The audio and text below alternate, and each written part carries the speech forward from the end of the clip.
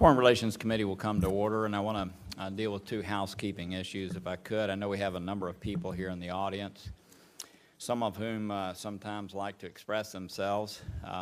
We thank you for being here. In the past, when there have been interruptions, on occasion I've been able to have people unarrested, but we stopped that. So please don't do anything that causes you to have to be escorted out of the room, because then the process continues with being arrested is fairly unpleasant, and I would hate to see you go through that process. Secondly, we have a vote. We actually have two votes today, and so which is unfortunate. What we've talked to the floor about doing is adjourning the hearing at about 7 minutes to 6. Everybody rushing down and actually voting on the tail end of the first vote, the beginning of the second vote. There'll be no speaking before the second vote.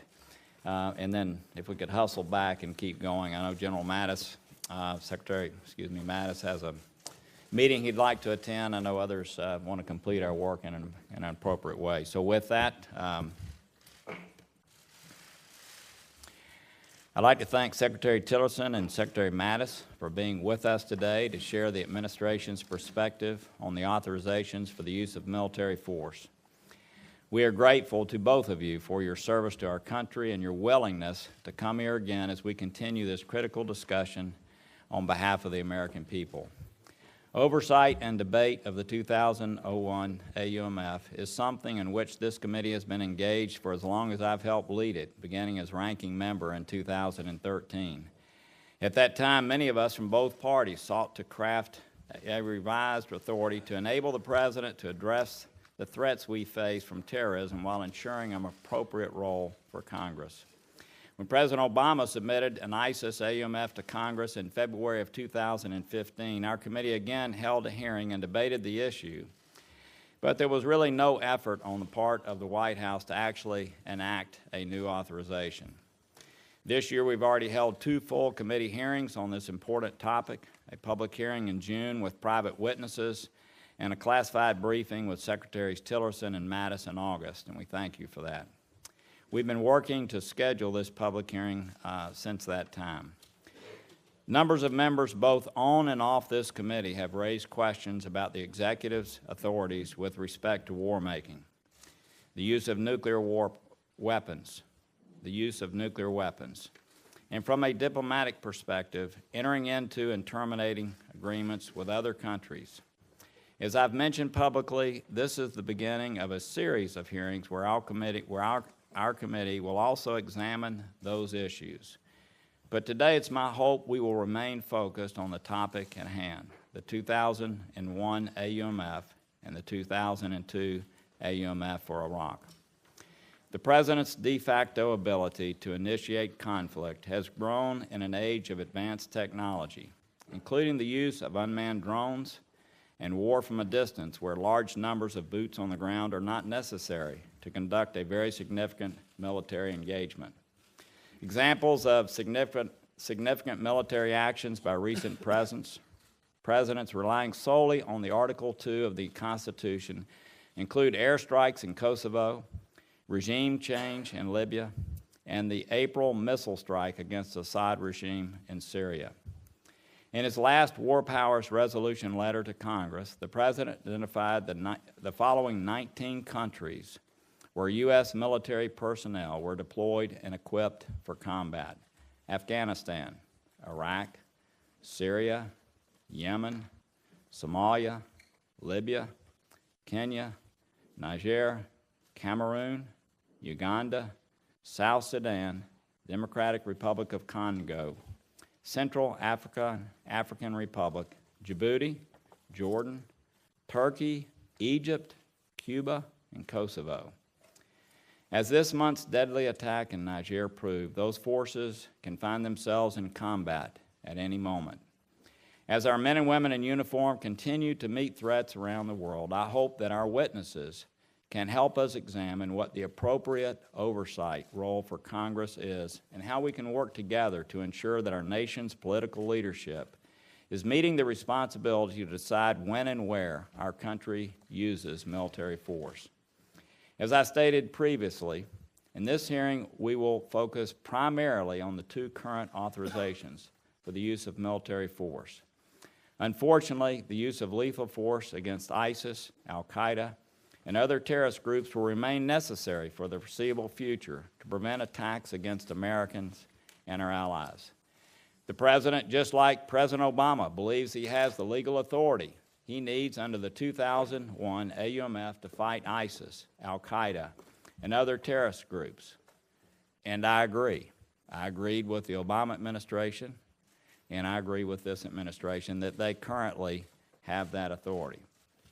It is clear that Congress is united in its strong support of the fight against Al-Qaeda, the Taliban, ISIS, and other terrorist groups, and I believe Congress as a whole would agree that the President should continue to act against these threats. Congress has regularly been notified of troop deployments around the world, including the buildup in Niger, and has responded consistently by funding the Department of Defense and its operations against ISIS and terrorists around the world. At the same time, I also believe we should update the AUMF to reflect the current conflict and reassert Congress's constitutional role. But we cannot risk undermining the legal foundation for this critical fight. We must also be mindful that moving an AUMF without significant bipartisan support could send the wrong message to our allies and our adversaries that we are not united and committed to victory. So far, Congress has been unable to bridge the gap between those who see a new AUMF as primarily an opportunity to limit the President and those who believe constraining the Commander-in-Chief in wartime is unwise.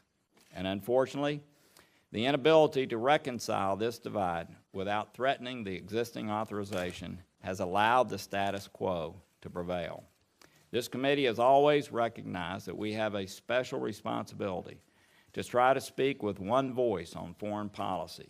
We have a great tradition of working together in a bipartisan way to advance the national interest. It is my hope that we will be able to do the same on this issue. I thank both of our distinguished witnesses and the members of this committee for the seriousness with which they approach the topic before us today. And I hope that together we can have a productive discussion about a way forward. Our distinguished ranking member, Senator Cardin. Well, thank you, Mr. Chairman. I join you in welcoming our two witnesses and join you in our strong desire for this committee to operate in a nonpartisan way for the betterment of our national security. And I thank you for conducting this hearing. This is one of the most important topics the United States Senate and this committee could ever consider. Under what circumstances and legal authorities should the United States send men and women into war? Mr. Chairman, I'm pleased that you are reasserting this committee's prerogatives on this issue.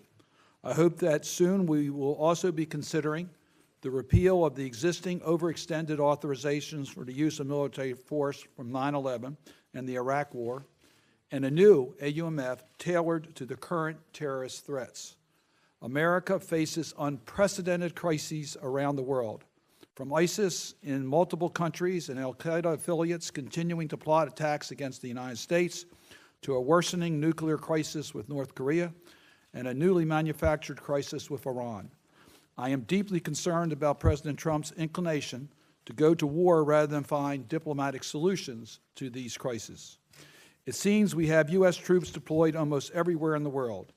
In addition to significant deployments in Iraq, Afghanistan, and Syria, and major deployments in South Korea, Japan, and Europe, U.S. forces are and have been engaged in counterterrorism operations in Yemen, Somalia, Ethiopia, Libya, Chad, with extensive advice, train, and capacity building efforts in many more. 2 weeks ago, we learned that 4 servicemen were killed in Niger in circumstances that are still unclear. Their mission and the mission of what many may be as many as 800 U.S. troops in Niger is also unclear.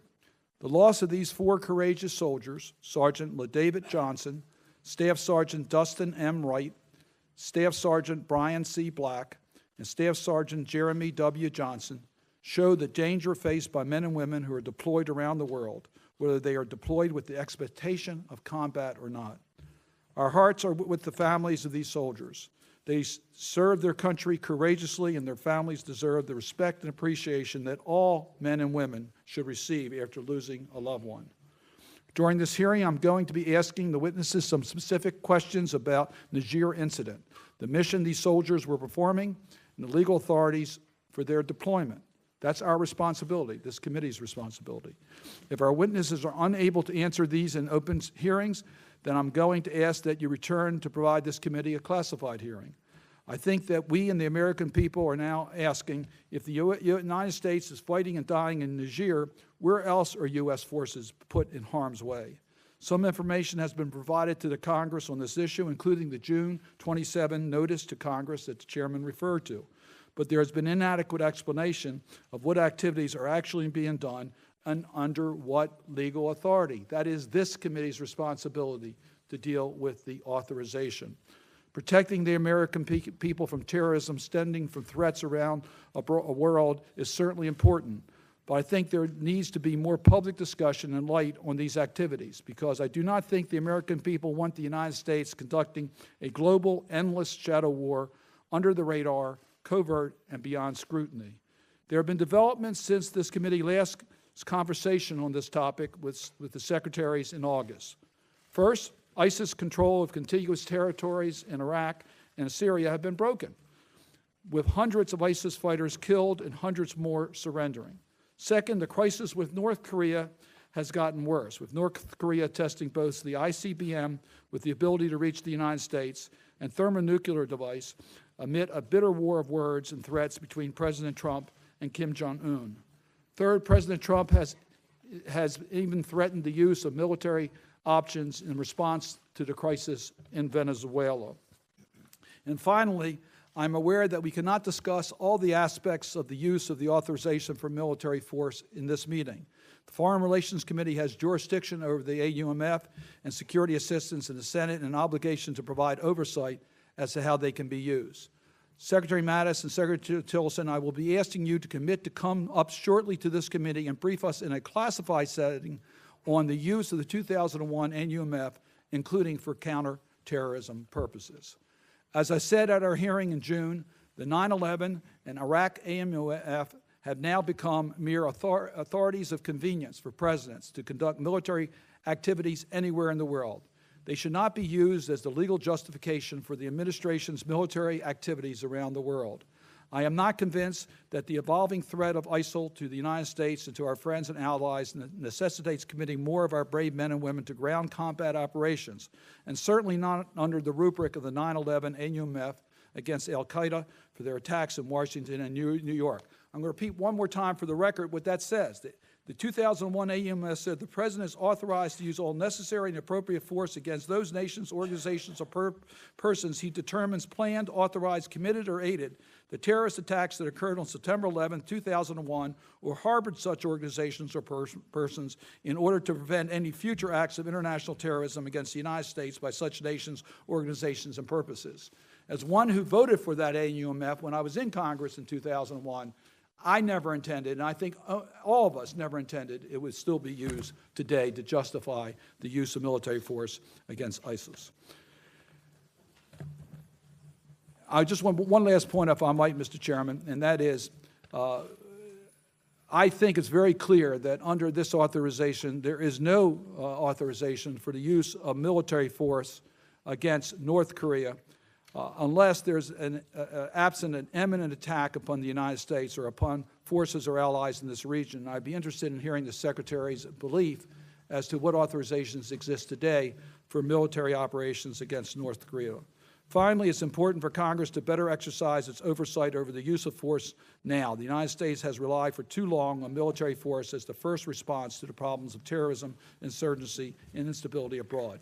In this administration, one wonders whether it's become the first and only response. It has proposed dramatic increase in the defense budget while the foreign affairs budget's been slashed by 30%. Very soon, practically the only tools left in the U.S. foreign toolbox will be the massive hammer applied everywhere for lack of better options. We need to both authorize and to set limits on the use of that hammer. In so doing, perhaps the administration will rediscover the necessity, the value of diplomacy, development, and support for human rights as the means to build safer worlds for everyone, especially the United States. I know that our two witnesses share the commitment to our national security and the importance of diplomacy and the use of our military, and I look forward to their testimony. Thank you, Senator Cardin. We thank both of you for being here today. You have tremendous respect by almost every member of this committee. We support your efforts around the world. And if you could limit your comments to about 5 minutes or so, you're going to have a lot of questions. I know any written materials that you'd like to have entered into the record will be done without objection. And I guess we'll start with you, Secretary Tillerson. Again, we thank you for your extraordinary efforts on behalf of our country. Thank you, Mr. Chairman. Chairman Corker, Ranking Member Cardin, distinguished members, I appreciate the opportunity to speak to you today. I know the Senate's desire to understand the United States legal basis for military action is grounded in your constitutional role related to foreign policy and national security matters. I understand your sense of obligation to the American people well in this regard.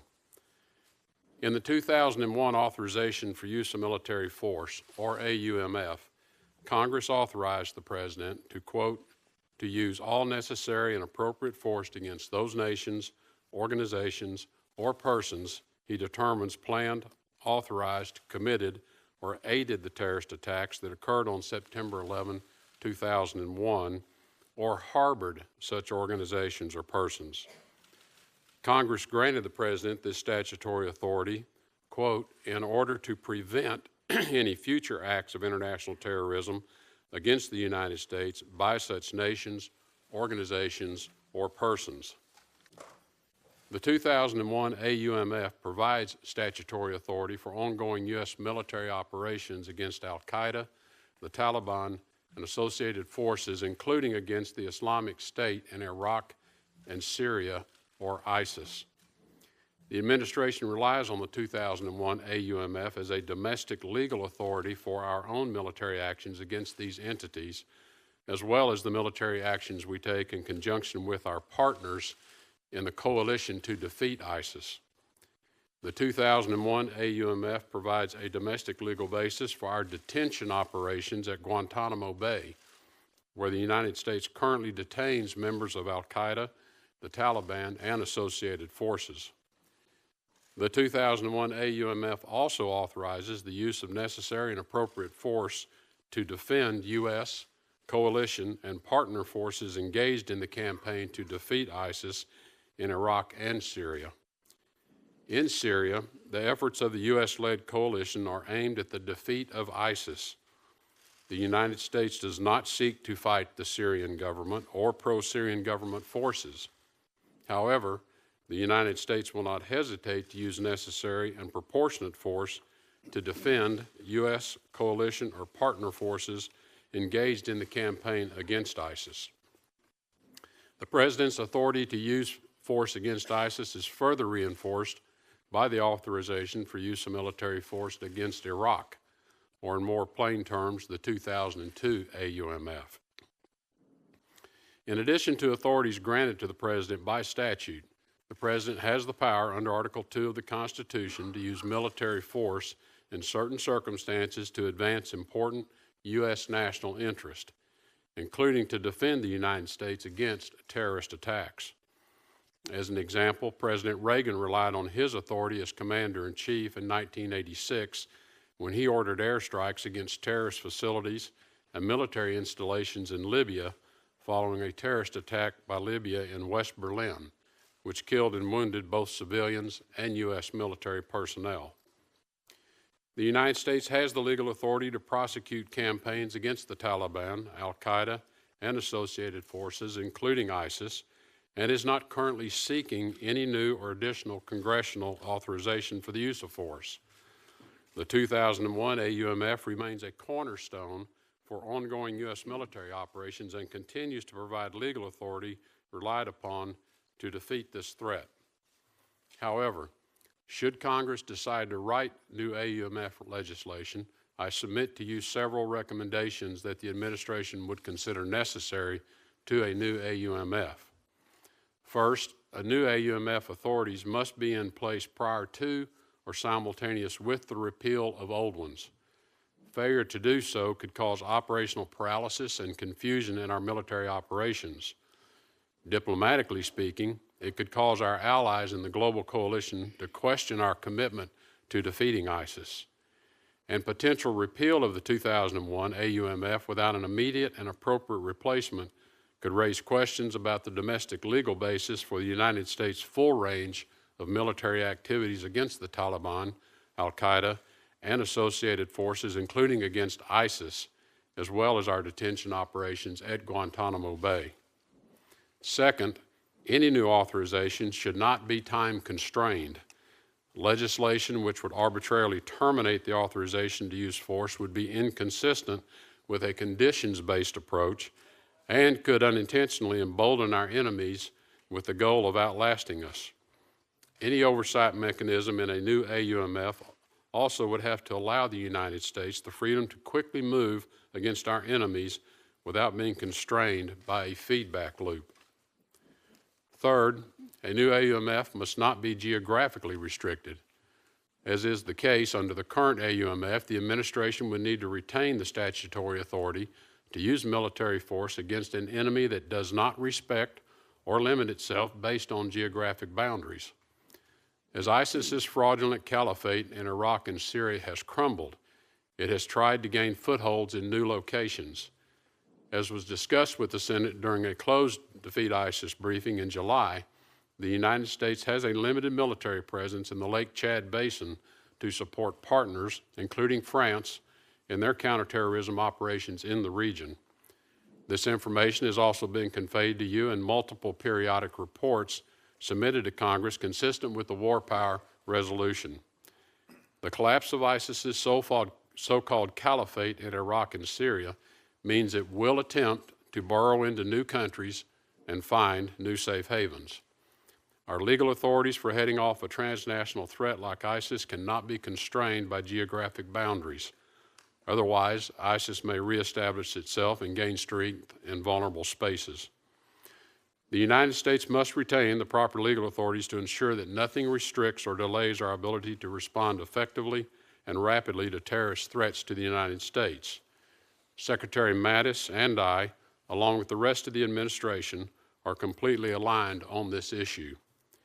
We fully recognize the need for transparency with you as we respond to what will be a dynamic regional and global issue. We will continue to regularly update Congress and to make sure you and the American people understand our foreign policy goals, military operations, and national security objectives. I thank the committee for supporting our efforts and look forward to your questions. Thank you. Secretary Mattis, we thank you also for being here and your extraordinary service, not only as Secretary, but through many, many years in our military. We especially appreciate the fact that the two of you work together constantly to deal with issues in a unified voice, and we very much appreciate that. With that, if you'd begin. Thank you, Chairman Corker, Ranking Member Cardin, members of the committee. It is appropriate we appear before you today to explain what we're doing from DoD's perspective in our counterterrorism campaign and why. This has been a long 16-year global conflict characterized by a very different form of warfare, specifically terrorism, fueled by extremism aimed at innocents around the globe. Traditional campaigns to protect our people must adapt to the reality of today's non-traditional transnational character of this fight. The 2001 and 2002 authorizations to use military force, or AUMF, remain a sound basis for ongoing U.S. military operations against a mutating threat. In the aftermath of the deadly 9/11 attack and to prevent future acts of international terrorism against the United States, Congress passed the 2001 AUMF, finding the President has, and I quote, authority under the Constitution to take action to deter and prevent acts of international terrorism against the United States. The 2002 AUMF provided the President with authority to, and I quote again, defend the national security of the United States against the continuing threat posed by Iraq, unquote. Previous administrations have cited these statutory authorities to address the threat posed by terrorist groups in Iraq and Syria. As demonstrated by presidents from Washington to Lincoln, Wilson, FDR, and their successors, it lies firmly within any president's constitutional authority and responsibility as the elected commander-in-chief to designate who presents a threat to our country. To date, this Article 2 authority, reinforced by the 2001 and 2002 AUMFs, has been used to take action against al-Qaeda, the Taliban, ISIS, and associated forces. Following the December 2011 pullout of our forces from Iraq and the outbreak of civil war in Syria, al-Qaeda in Iraq regained strength and rebranded itself as ISIS. In 2014, under its new name, ISIS unleashed mayhem in the heart of the Middle East, building its self-described caliphate and attracting the allegiance of terror groups from the Sahel to Southeast Asia, groups which plan, inspire, and conduct external attacks around the globe, attacks that include San Bernardino, Paris, Orlando, London, and the Philippines, to name only a few. Though a statement of continued congressional support would be welcome, a new AUMF is not legally required to address the continuing threat posed by al-Qaeda, the Taliban, and ISIS. Article 2 of our Constitution, the 2001 and 2002 AUMFs, provides sufficient legal authority for us to engage and defeat the current threat, which we are doing by working by, with, and through our allies and partners. That said, any new congressional expression of unity, whether or not an AUMF, would present a strong statement to the world of America's determination, demonstrating, as Senator Kaine has stated, quote, an important message of resolve to the American public and our troops that we stand behind them in their mission, unquote. With that for background, I would like to note that to successfully prosecute the counterterrorism campaign, any debate on a new or revised AUMF needs to incorporate the following factors. First, the 2001 and 2002 AUMF should not be repealed. After numerous court cases and debates, there appears to now be a general consensus by all three branches of government that these two AUMFs provide sufficient authority to prosecute operations against al-Qaeda, the Taliban, and we believe ISIS.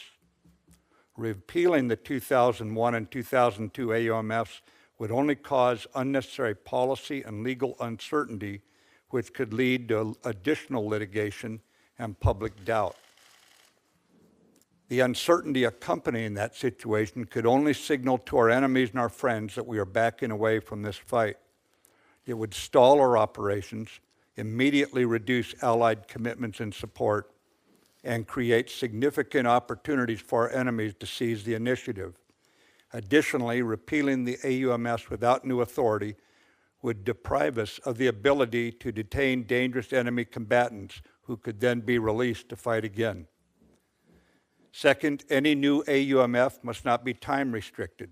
For example, President Trump's South Asia strategy is conditions-based, not time-based, because war is fundamentally unpredictable. We cannot put a firm timeline on conflict against an adaptive enemy who would hope that we haven't the will to fight as long as necessary. Instead, we must recognize that we are in an era of frequent skirmishing, and we are more likely to end this fight sooner if we don't tell our adversary the day we intend to stop fighting. A conditions-based AUMF would not lessen Congress's authority. The power of the purse remains firmly vested in your hand, should the executive branch not present a persuasive case for continuing the campaign. Lastly, any new AUMF must not be geographically constrained. As has been stated, these are not traditional threats. This is a fight against a transnational enemy, one that does not respect international borders and does not place geographic limits on their areas of operations. So necessarily, to defend our country, we must be prepared to swiftly engage this global enemy in conjunction with our allies and partners. Regardless of the adaptations we must make for the common defense, I recognize that it is incumbent on the Department of Defense to keep Congress fully informed to fulfill its constitutional role, and I will continue to do so. Accordingly, as our troops on the battlefield carry out the last 300 meters of American foreign policy to protect our way of life, I ask Congress for your continued support and commitment to ensure we retain the necessary authorities to take our own side in this fight. Thank you. Thank you very much. I'm going to reserve my time for interjections and defer to our ranking member and then move down the line. For those of you who may have stepped in late, I know giving guidance to senators is a useless effort, but we're going to have a whole series of hearings. This one hopefully is mostly focused on the 0102 AUMFs, but we'll have a series of hearings looking at other war-making powers, whether it's North Korea, nuclear issues. We've had members on the committee and off ask about these issues. So just know that, but I know you're going to ask whatever you wish. With that, Senator Cardin. Thank you, Mr. Chairman. First, I want to welcome Senator King to our committee. It's not the first time he's attended our hearings, and it's nice to have you here. I would ask consent that the statement from Human Rights First be made part of our record. Put a statement on record. Without objection. Thank you. Secretary Mattis and Secretary Tillerson, I think we all agree that we're not anxious to repeal the 2001 authorization without a new authorization being enforced. That's certainly been the game plan. But I would point out that there are significant differences here about whether the 2001 authorization covers the military operation, counterterrorism operations against ISIS. Many of us believe that is not included in the 2001, but we do agree that Congress needs to make sure that there is authorization to pursue our counterterrorism efforts. As I indicated in my opening statement, operational decisions on the use of the AUMF for counterterrorism, I understand, would not be appropriate in an open setting. So my request, and I would ask that you respond to it, that you would be willing to return in a closed session in order that the Committee of Jurisdiction on the AUMF has a better understanding of how the operational decisions are being made.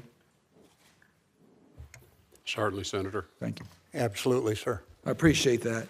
I understand the chairman's admonition about North Korea, but I just really want to put on the record, would you agree that there is no congressional authorization for the use of military force against North Korea? I understand the President's authorities under Article 2. There's an imminent threat against the United States. He has certain powers, but as far as congressional authorization, there is no authorization. Is that correct? That's my understanding, yes. I believe the President has Article 2 authority only. Thank you. I want to get to what happened in Niger and sort of understand where we are, because there is also limitations on the introduction of troops under the War Powers Act, limiting it to 60 days. And as I understand it, our troops in Northern Africa have been there much longer than 60 days. Can you just explain very briefly what our mission was in Nigeria when the tragedy occurred and under what legal authority those troops were there? I can, Senator. The troops are there under Title 10 in a train and advise role. The letter from the President, from President Obama in 2013 to the President Pro Tem of the Senate and the Speaker of the House talks to the total number of U.S. military deployed there in 2013 was 100 in furtherance of U.S. national security interests, as President Obama's report to you. That continues to be the case at this time. But the specific mission that they were participating in, as I understand it, went beyond that. Am I wrong on that? The mission of those troops on that patrol was a combined patrol, which means they were with Niger troops, and they were on a patrol where they're teaching them how you do what's called key leader engagement. I'd have to wait until I get the full investigation in to give you a more complete answer. But they are there with the Niger troops to train and advise them consistent with the original intent. They were sent there under the previous administration, continues to be the intent today. So this is not 2001 authorization? No, sir, this is under the Title 10 and requires us to report to you under that authority. I understand. Thank you for that answer. I want to know how far we would go in pursuing military options in that region of the world. Boko Haram's a horrible group doing terrible things. Do you have the authority under the 2001 to pursue Boko Haram atrocities? These troops were there under Title 10, No, of course, but as far as Boko Haram goes, they have pledged allegiance to ISIS or Al-Qaeda, and so either way, they have associated themselves with the very group that authorization is targeted on. So without any further authorization from Congress, you believe you have authorization, if a determination is made, to deploy whatever force is necessary to go after Boko Haram, including ground troops? If the president detects that there is a threat from them against us, our interests, I believe he would have the authority to designate that group, yes, sir. Well, yes, I understand the threat, but the threat is related to the 2001 threat, is what you're saying. That this is a group that is, terrorist activities are endangering. If it's an associated group, he would under So that. he could declare that to be associated group? No, he didn't. He Boko could. Haram declared that they were an associated They group. did, but the president could authorize them as an affiliate group and then use the full force of our military, including ground troops, without further restrictions? Right now, Senator, our troops are there under Title 10. I don't want to speculate about that because that's not what they're doing right now.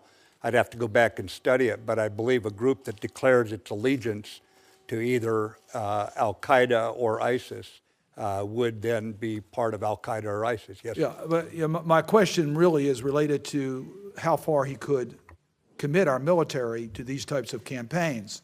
When we were attacked on September the 11th, we recognized the need for a military response, and we certainly understood that American troops are going to be called upon to protect our country.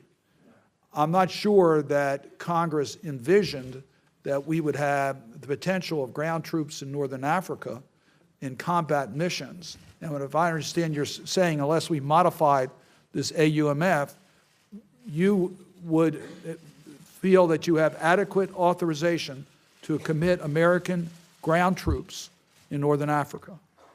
Senator, if the president determined they're a threat to the United States and under the AUMF, if they say they are allied with Al-Qaeda or ISIS, yes, sir, I believe so. Thank you. Thank you. Senator Johnson. Thank you, Mr. Chairman. Let me first start out by thanking both the secretaries for their service to the country. Let me pick up on the point of ground troops. Secretary Mattis, in your testimony, you talked about a 16-year global conflict, totally different than anything we've really witnessed in the past. I remember when we had this discussion a couple of years ago with the advent of ISIS, trying to rewrite a new authorization for use of military force. There's an awful lot of discussion about limiting ground troops, no ground troops. Secretary Tillerson, I think you said in your testimony, you talked about the caliphate is basically ended, is it not? Or really darn close? Well, we have liberated a large amount of area in Iraq and Syria, but that fight is not over yet. Secretary Mattis, is there any way we could have done what we've done so far at the caliphate without ground troops? I don't believe so, Senator. And yet, 2 years ago, we were debating in this committee replacing the authorization for use of military force with one that would have restricted President Obama's and his replacement, his successor, his or her ability to use ground troops. That would have been a big mistake, wouldn't it? Senator, generally speaking, when you don't tell the enemy in advance what you're not going to do, that's not a wise, even if you don't choose to do it, there's no need to announce that to the enemy and relieve them of that concern. You know, in the 2001 authorization, I personally don't think the 2001 applies to this situation. I really don't when you read it. But by precedent, it does. But it doesn't restrict the President's use of force. It says to use all necessary and appropriate force. And then it goes on to describe what those nations, what those organizations really are. In a real declaration of war against Japan and Germany, Congress declared that the President is authorized and directed to employ the entire naval and military force of the United States and the resources of the government to carry on the war against, in this case, government of Germany, and to bring the conflict to successful termination. All the resources of the country are hereby pledged by the Congress of the United States. So both in 2001 authorization and the declarations of war against both Germany and Japan, there were no restrictions. We pledged all necessary resources of this country to the defeat of our enemy. In both of your testimony, you laid out 3 conditions. One thing I want to clear up, Secretary Mattis, you said we should not repeal the 2001-2002. Later on, you talked about without a new authorization. There's no difference in your testimony, correct? No, sir. You can repeal them as long as you have something else in its place. Well, there are some lawyers who will say it's good to hold on to what you have, even if you pass a new one that perhaps changes it in some way. So is there a slight difference between your 2 testimonies then? You would prefer keeping the 2001-2002 AUMF in place? I'd have to see what came out next, Senator, but right now I'd say yes. We've been through a lot of difficulty trying to get the 3 branches of government aligned on this. Okay. I'm not disagreeing with you in any way, shape, or form. You both said that neither, if there's a new AUMF, it should not be time restricted. You both said it should not be geographically restricted. I was waiting for the 4th, but neither one of you said this. There should be no operational restrictions. Do you believe there should be operational restrictions as we contemplated a couple of years ago? No ground troops or something of that type of restriction? Secretary Tillerson. No, I do not think we can restrict operations given the way this particular enemy morphs, changes its tactics. As we saw with the emergence of ISIS, we start with what might be a fairly limited group of terrorists who then are able to overrun large territories and amass armies, essentially their own armies of tens of thousands. That requires a very different use of force than trying to chase and defeat terrorists that are making their way through the jungles in smaller numbers. This is an enemy that changes its name, it moves across borders, it is a non-state actor, and it has morphed and changed over this 16 years, which I know is part of why this is such a vexing issue, because it does not fit a declaration of war. Certainly it doesn't fit the criteria that Congress has used in the past for declarations of war. It's a totally different enemy than we faced in the past, but this has been a 16-year struggle. I don't think it's going to be over anytime soon.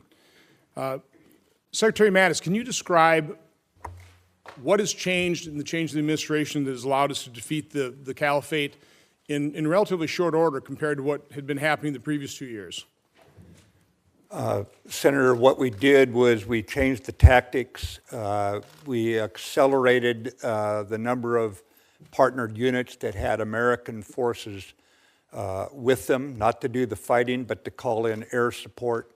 The change in tactics was one that where we would surround the enemy first so they could not fall back and reinforce the next site, thus making it harder.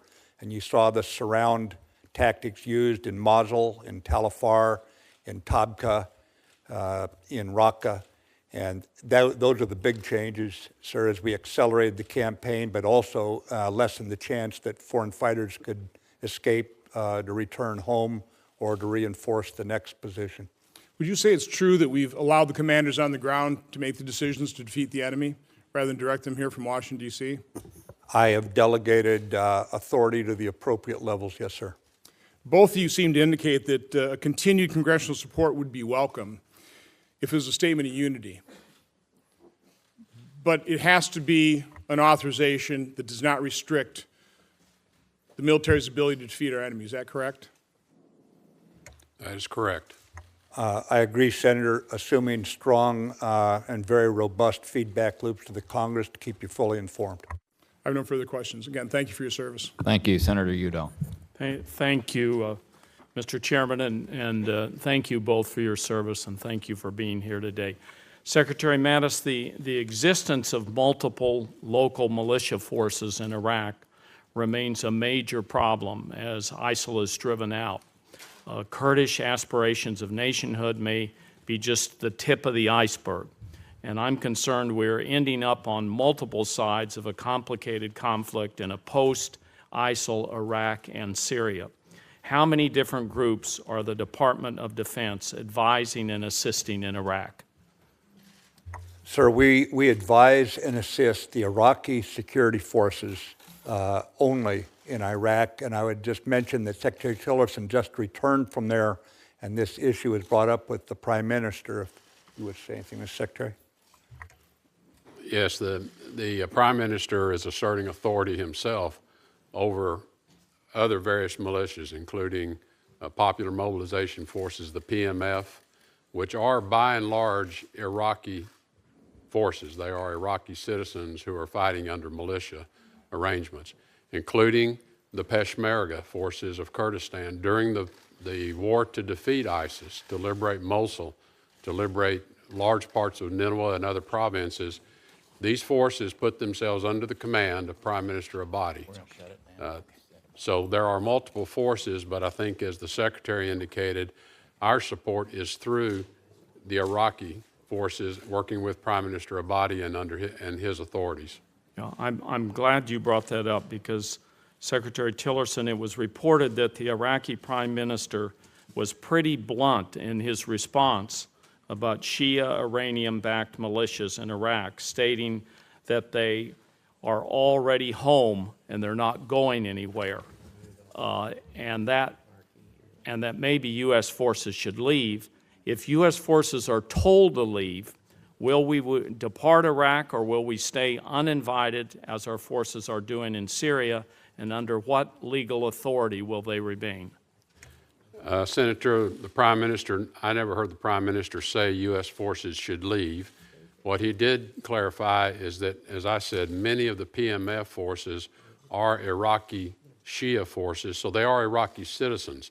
My comment was regarding foreign fighters that may have come to Iraq. We know there are foreign fighters in Syria, and my comments were that any foreign fighters, particularly those from Iran, needed to leave Iraq and go home. Certainly, PMF Iraqi citizens, this is their home. They will remain. But I think the Prime Minister has also made it clear as to his expectations of how these forces will organize themselves or put their arms down and just rejoin their villages as citizens. No, but we've reached this new phase, and I think this is a real possibility that I'm asking you about. If U.S. forces are told to leave, will we depart Iraq or will we stay uninvited as our forces are doing in Syria, and under what legal authority? We will remain in Iraq until ISIS is defeated, and we are confident that ISIS has been defeated. Under what legal authority? Under the 2001 and 2002 AUMFs. Now, having said that, we are there also at the invitation of the Iraqi government, and Prime Minister Abadi has given me no indication that he is in any particular hurry to have us depart.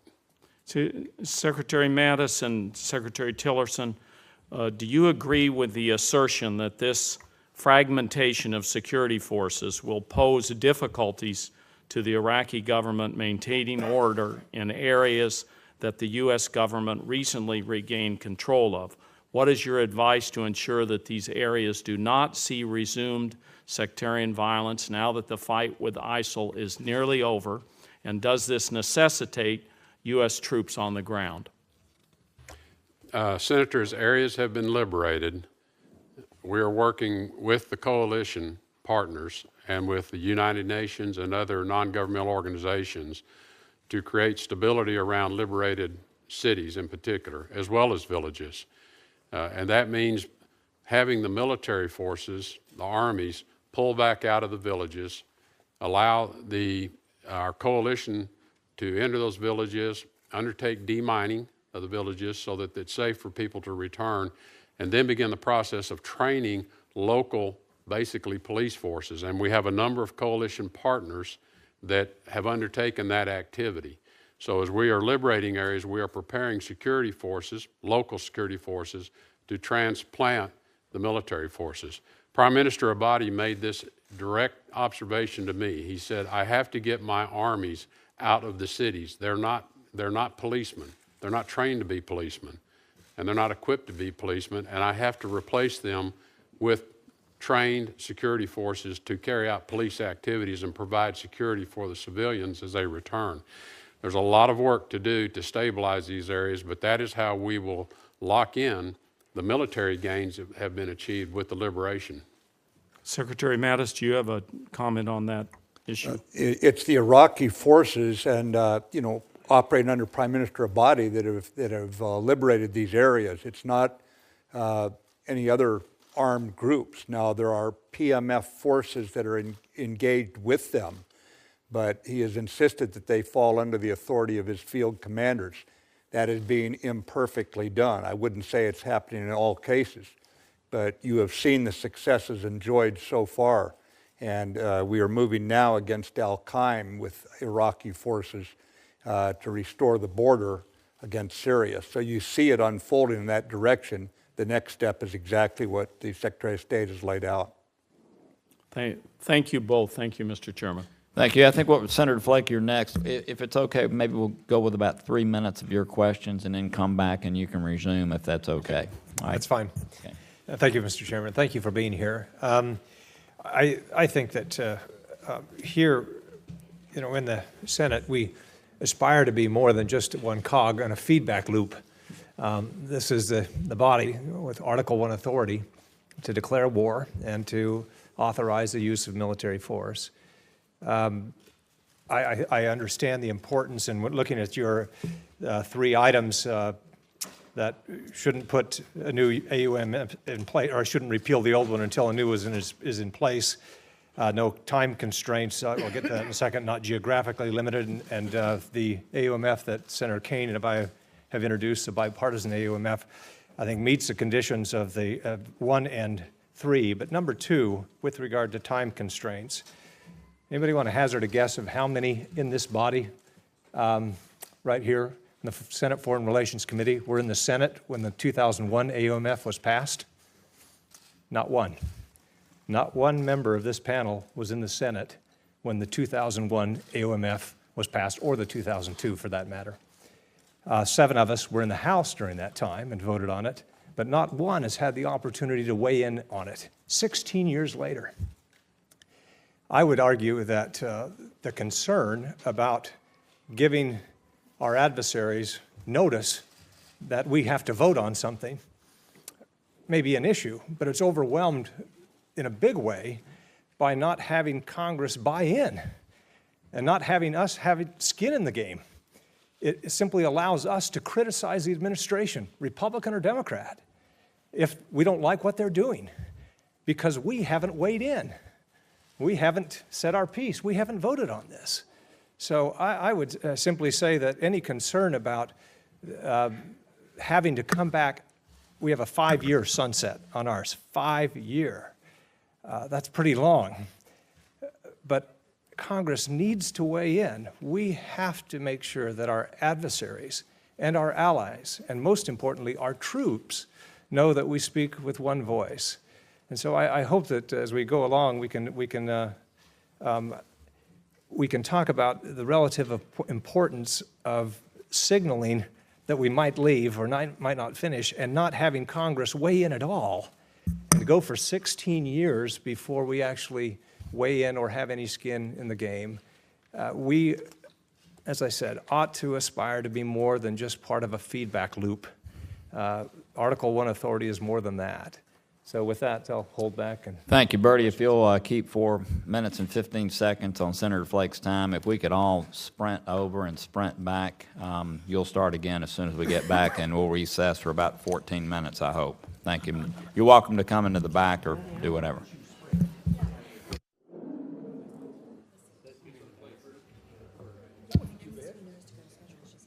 Wasn't too bad.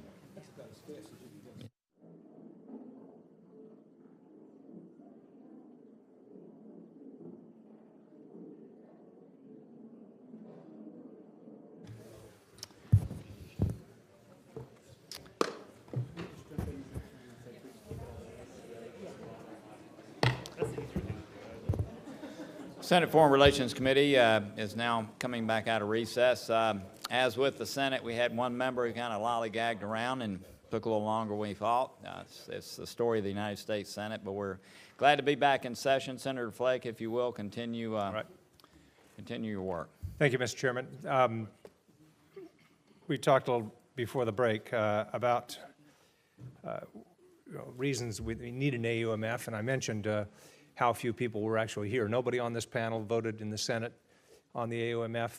In the House, fewer than 100 members of the House were there when the 2001 AUMF was passed. I think total in the Senate, nobody on this panel, but only 23 members of the Senate were here to vote on the AUMF. And so it simply helps. We've got to have a situation where the Congress is more involved here. I understand what you say that a new AUMF would be welcomed but not required. Just for the benefit of everybody here, no administration would ever concede that you need an AUMF because the absence of it would suggest that what we've been doing for 16 years would be illegal, or certain activities that we've undertaken. So I think we all understand that the administration will say that no new AUMF or no new authorities are needed.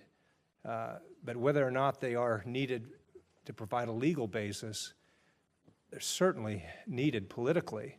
And we can't continue to go on in a situation where 70% of the House and the Senate has never voted on an AUMF and has no reservation at all to criticize whatever administration is in power in their use of military force because they didn't vote on it. And we can't continue to go year after year after year without doing that. But specifically on a question here with regard to Niger, I understand that you say that's Title 10 authority. You express concern about not having authorities that expire so as not to tip off the enemy that we might leave. Explain Title 10 authority with regard to, now that's part of the NDAA that we gratefully, it's the one authorization bill that we pass every year, but what if we weren't going to pass that next year? If we failed in our duty to do it, what would that do? Well, we would, I believe, Senator, we would still have Title 10 authority under the U.S. Code. So we would not, we would have trouble probably getting appropriations if we didn't have the NDA, the authorization. But I think that under the U.S. Code, we still exist as a military. So I'd have to turn to my general counsel, sir, to give you a better answer. You mentioned, General Mattis, in your remarks that we still in Congress here have the power of the purse, and that maybe should be sufficient. There was one member of our body who said when he was briefed on what was going on in Niger, he said that Congress,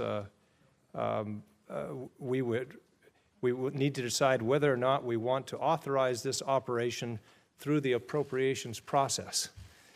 Now, for us authorizers, that ought to be a hit right here, that only the Appropriations Committee in this body has authority to look at what we're doing and decide whether or not appropriate authority exists. And through the appropriations process, give that authority. I would suggest that this committee ought to stand up and say, that's not enough. That's not enough. Let's pass a new AUMF. So I know that I hope Senator Kane will go into the AUMF that we have have proffered. It is gaining momentum, certainly, and support. And I hope, above all else, that we can come to a point where we speak with one voice overseas, whether it's use of diplomacy or use of military force. And under the current situation with a 16-year-old AUMF, I would suggest that we don't. And our adversaries, our allies, and our troops need to know that we do. So thank you, Mr. Chairman. Thank you. If I could, just for clarification, when you say Title 10, you're talking about the train and equip program? That's correct, Chairman. Basically, we have the authority under Title 10 to carry out these kind of partnering activities. Yes, sir. Throughout the world? If the President directs it, yes, sir. Senator Murphy.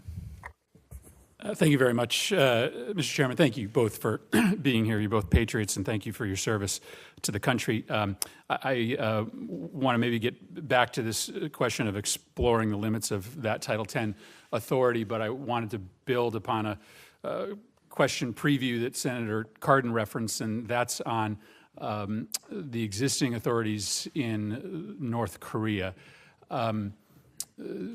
President has talked about our military options, should we choose to use them in North Korea, and I just wanted to make sure that we understand the range of authority that the President has today with respect to potential military operations in the Korean Peninsula. Would you both agree that absent a strike against the United States or the imminent threat of a strike against the United States, the administration would need congressional authorization to engage in military activity against North Korea? Well, Senator, I think it would depend, again, on all circumstances, and it's a fact-based decision. I think clearly today we're there under Article 2 authorities, and Article 2 is really, if you look at historically, it's been grounded in kind of two criteria. One is to protect United States persons, property, and national security interest. And secondly, it's been used for circumstances that do not rise to the level of a declaration of war. I think that is the circumstance we have in the peninsula today in Korea. So it is a question of the threat, the imminent threat, the nature of the threat, as to whether the President then would exercise his authorities without the need of further congressional authorization. So it'll be fact-based, and all of those will have to be considered. Secretary Mattis? Yes, I believe under Article 2, he has a responsibility, obviously, to protect the country, and if there was not time, I could imagine him not consulting or consulting as he's doing something along the line, for example, of what we did at Sharat Airfield here in Syria when we struck that, and the Congress was notified immediately. This was after the chemical weapons use by the Assad regime. But in this case of North Korea, it would be a direct, imminent, or actual attack on the United States that I think Article 2 would apply. I think I would agree that if it's an attack or an imminent attack, and we can all split hairs as to what the definition of imminent would be, but let me try to get to the bottom of that. Would the possession of a weapon, a nuclear weapon, capable of reaching the United States fulfill the definition of an imminent threat to the United States? Would the simple possession of a weapon that is capable of doing great damage to the United States be sufficient to qualify as an imminent threat? Well, again, I'm always reluctant to get into too many hypotheticals, because the possession could be sitting in an underground, not ready to be used condition, or possession could be sitting upright on a tail about to be launched. So again, I think it would have to be fact-based and given consideration as to the circumstances around an imminent threat. Secretary Mattis? I fully agree with Secretary Tillerson. I think this is an area that a number of facts would have to bear on the problem in order to give you a complete answer, Senator. I thank you both for your answers. I think the primary fact is whether there is an attack or an imminent attack. I think other than those two facts, you need to come to Congress for authorization, but I appreciate your answers. Secretary Mattis, I wanted to drill down a little bit more on the Title X authority. You certainly have Title X authority to conduct training missions abroad. You're using that authority in Niger today. You've properly notified Congress. You referenced President Obama's notification. But how do you answer concerns that our constituents may have when it looks as if a training mission is something more than training, that we are actually putting American troops out in harm's way, partnered with local forces, engaged in activity that imperils U.S. men and women?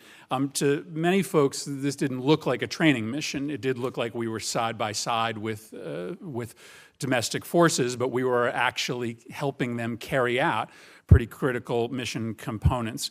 How do you address concerns that some of our constituents have that a training mission can very easily morph into something that looks much more like operational and offensive capabilities that are unauthorized by Congress? It's a great question, Senator. When you look at why did President Obama send troops there, why did President Trump send troops there, it's because we sense that as the physical caliphate is collapsing, the enemy is trying to move somewhere. And so those troops are there. Most of them are providing, frankly, intelligence, surveillance, and reconnaissance support, intelligence support, refueling support. There are some doing this train and advise mission.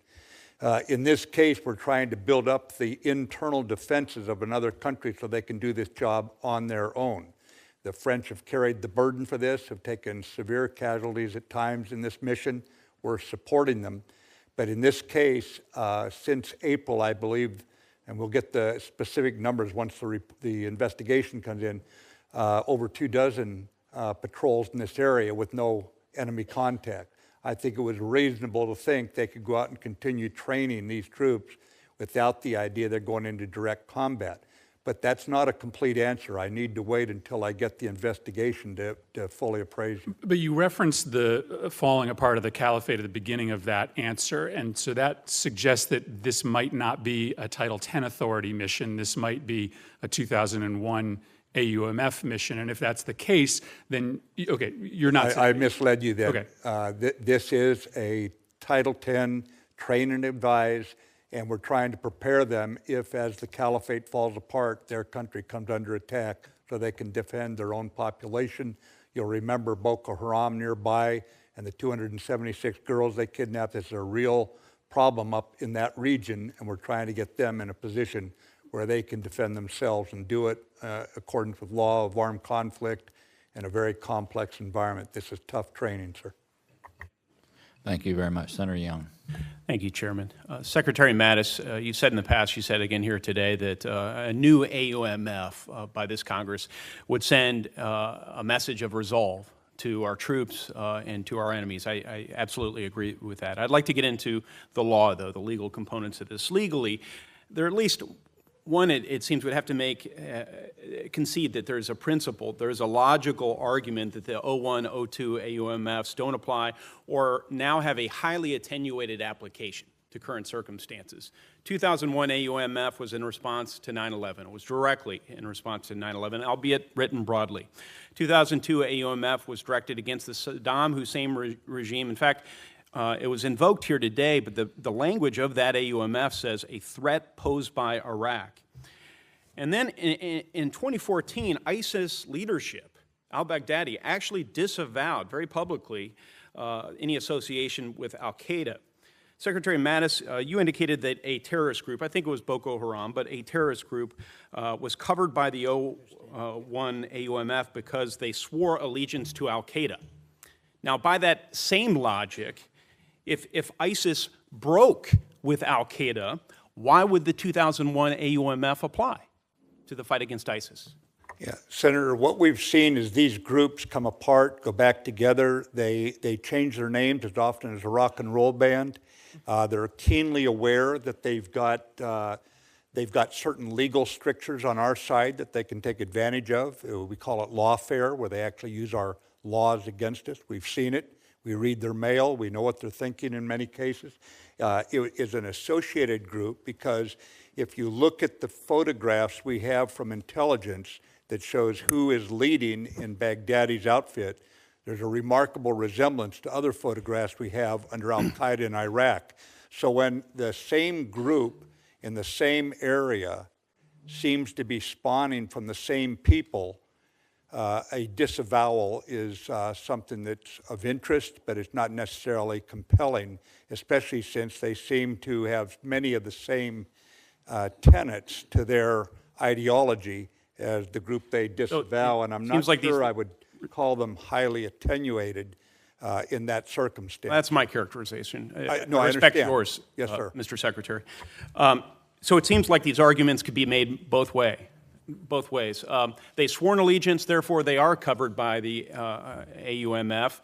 And then secondarily, well, you know, that factor is not all that important in our consideration based on a range of other factors. It might be helpful to lay out what multi-factor analysis legally your attorneys are looking at to help make these decisions. Secretary Mattis, on January 27, 2015, you testified before the Senate Armed Services Committee. You said the following, quote, "We've observed the perplexing lack of detainee policy that's resulted in the return of released prisoners to the battlefield. We shouldn't engage in another fight without resolving this issue up front. Treating hostile forces, in fact, as hostile." When asked about that in the hearing, you continued, quote, "I think that what we have to do is have a repeatable detainee policy so that when we take them, we hold them. And there's no confusion about their future, not among the enemy's mind, certainly not among our own." Do you stand by those statements, sir? I do, Senator. Why do you believe it's important up front to ensure that there's no confusion regarding our nation's ability to detain enemy combatants under the law of war until the end of hostilities? Senator, when we release people and eventually we find them back on the battlefield fighting us, when Rommel's Africa Corps was taken prisoner in World War II in North Africa, we didn't let them go because they said, well, I was only a tank driver, I wasn't a gunner, and let them take another shot at us at Normandy. We held them in prison camp until the war was over. I think that is a rather straightforward proposition. We take our own side in this. Thank you, Mr. Secretary. So if this body were to pass another AUMF, would you support an effort that seeks to eliminate any uncertainty whatsoever regarding our nation's ability to detain enemy combatants under the law of war until the end of hostilities? For those taken overseas, yes, sir. I just want to make sure you understand I'm not talking about people here in the United States who are taken. Yes, sir. Nor am I, so thank you. Another legal point, going back to the law here, I would argue you invoked litigation risks. I would argue that the further away we get as a country from 2001 or 2002, the more attenuated the relationship exists between our ongoing fight against associated forces and that period of time in which a previous Congress, working with a previous commander-in-chief, passed an AUMF. The litigation risk is only going to grow. So kindly consult with your attorneys and give me their analysis about why I have it wrong or right, but I think I have it right. Secretary Tillerson and Secretary Mattis, both of you, over the course of this hearing, have indicated that there are three essential elements for a new AUMF, and I think you worded them differently, but I think they are distilled down to no lapse in authorities, no time constraint, and no geographic restriction. Is that a correct and fair summary of the elements that Yes, sir. need to be in there? Thank you. Well, I just note for the record that the AUMF I introduced on March 2nd, Senate Joint Resolution 31 meets all of those criteria. So I think it certainly satisfies that. I'm going to pivot to a different topic. Secretary Mattis, you mentioned ISR assets. And in testimony before the Senate Armed Services Committee on March 9, 2017, General Waldhauser, who's commander of AFRICOM, stated in his written testimony that only approximately 20 to 30% of Africa Command's ISR requirements are met. The general wrote that this shortfall in ISR limits situational understanding, support to operations, and fails to offer threat indications and warnings. Secretary Mattis, could you please discuss AFRICOM and DoD's ISR shortfalls and the operational impacts of those shortfalls and what we can do to help? Yes, sir. The ISR assets are insufficient basically worldwide. I can go to a number of other combatant commanders from the Pacific, even in the Mideast, CENTCOM, certainly EUCOM, and they would all say they have shortfalls. As you know, we've been under continuing resolutions for many of the last 10 years. We have been under budget reductions, and eventually real capability is insufficient. At the same time, I think in this case, General Waldhauser is 100% correct, but that force, again, was in an area where a reasonable person looking at the last several months would say contact was not imminent, was not likely to be imminent. And so you look at how you prioritize it. There's a finite amount of ISR assets, and we deal them out. Frankly, like gold coins to the various combatants. Thank you both for your service. Thank you very much. Senator Coons. Thank you, Chairman Corker, Ranking Member Cardin, for this important hearing. And thank you, Secretary Mattis and Secretary Tillerson, for the service you've rendered to our country and for the men and women you lead in command. I think it's important that we as a committee come together in a bipartisan way and provide you with an updated authorization for the very demanding and difficult work that your men and women are doing around the world. I think the tragedy in Niger, the loss of 4 American soldiers, helped focus us on the fact that we've got citizens and we've got senators who are unclear on exactly where in the world we are engaged against this morphing, changing enemy in a new era of skirmishes, as you put it, sir. And in the opening list you gave of roughly, I think, 19 countries, I'll tell you it's striking. A majority of them are on the continent of Africa, in a region that is not that familiar to many senators and many Americans. So I'll just assert that I believe it to be in our national interest to have a renewed, clearer, strengthened authorization of the very difficult work that you and the folks you lead are doing around the world. And I take seriously the risk presented of potentially emboldening our adversaries and undermining confidence of our coalition partners if we do it in a way that is rough-hewn. But at the same time, it just defies my sense of our role to accept that a 2001 AOMF, where, as Senator Flake put it, fewer than a third of the currently serving Congress voted for it, has become so attenuated, I think was your phrase, so convoluted, that it's hard to trace a path from 2001 and al-Qaeda in Afghanistan to young American men and women serving in the Philippines or in Yemen or in Niger. So we have to do this, I think, together. And I find it beyond my ability to get my head around that we must authorize an unlimited war that has no limits of geography, of time, or of an oversight mechanism. So I commend my colleagues who've put together what I think are strong drafts and that attempt to tackle this.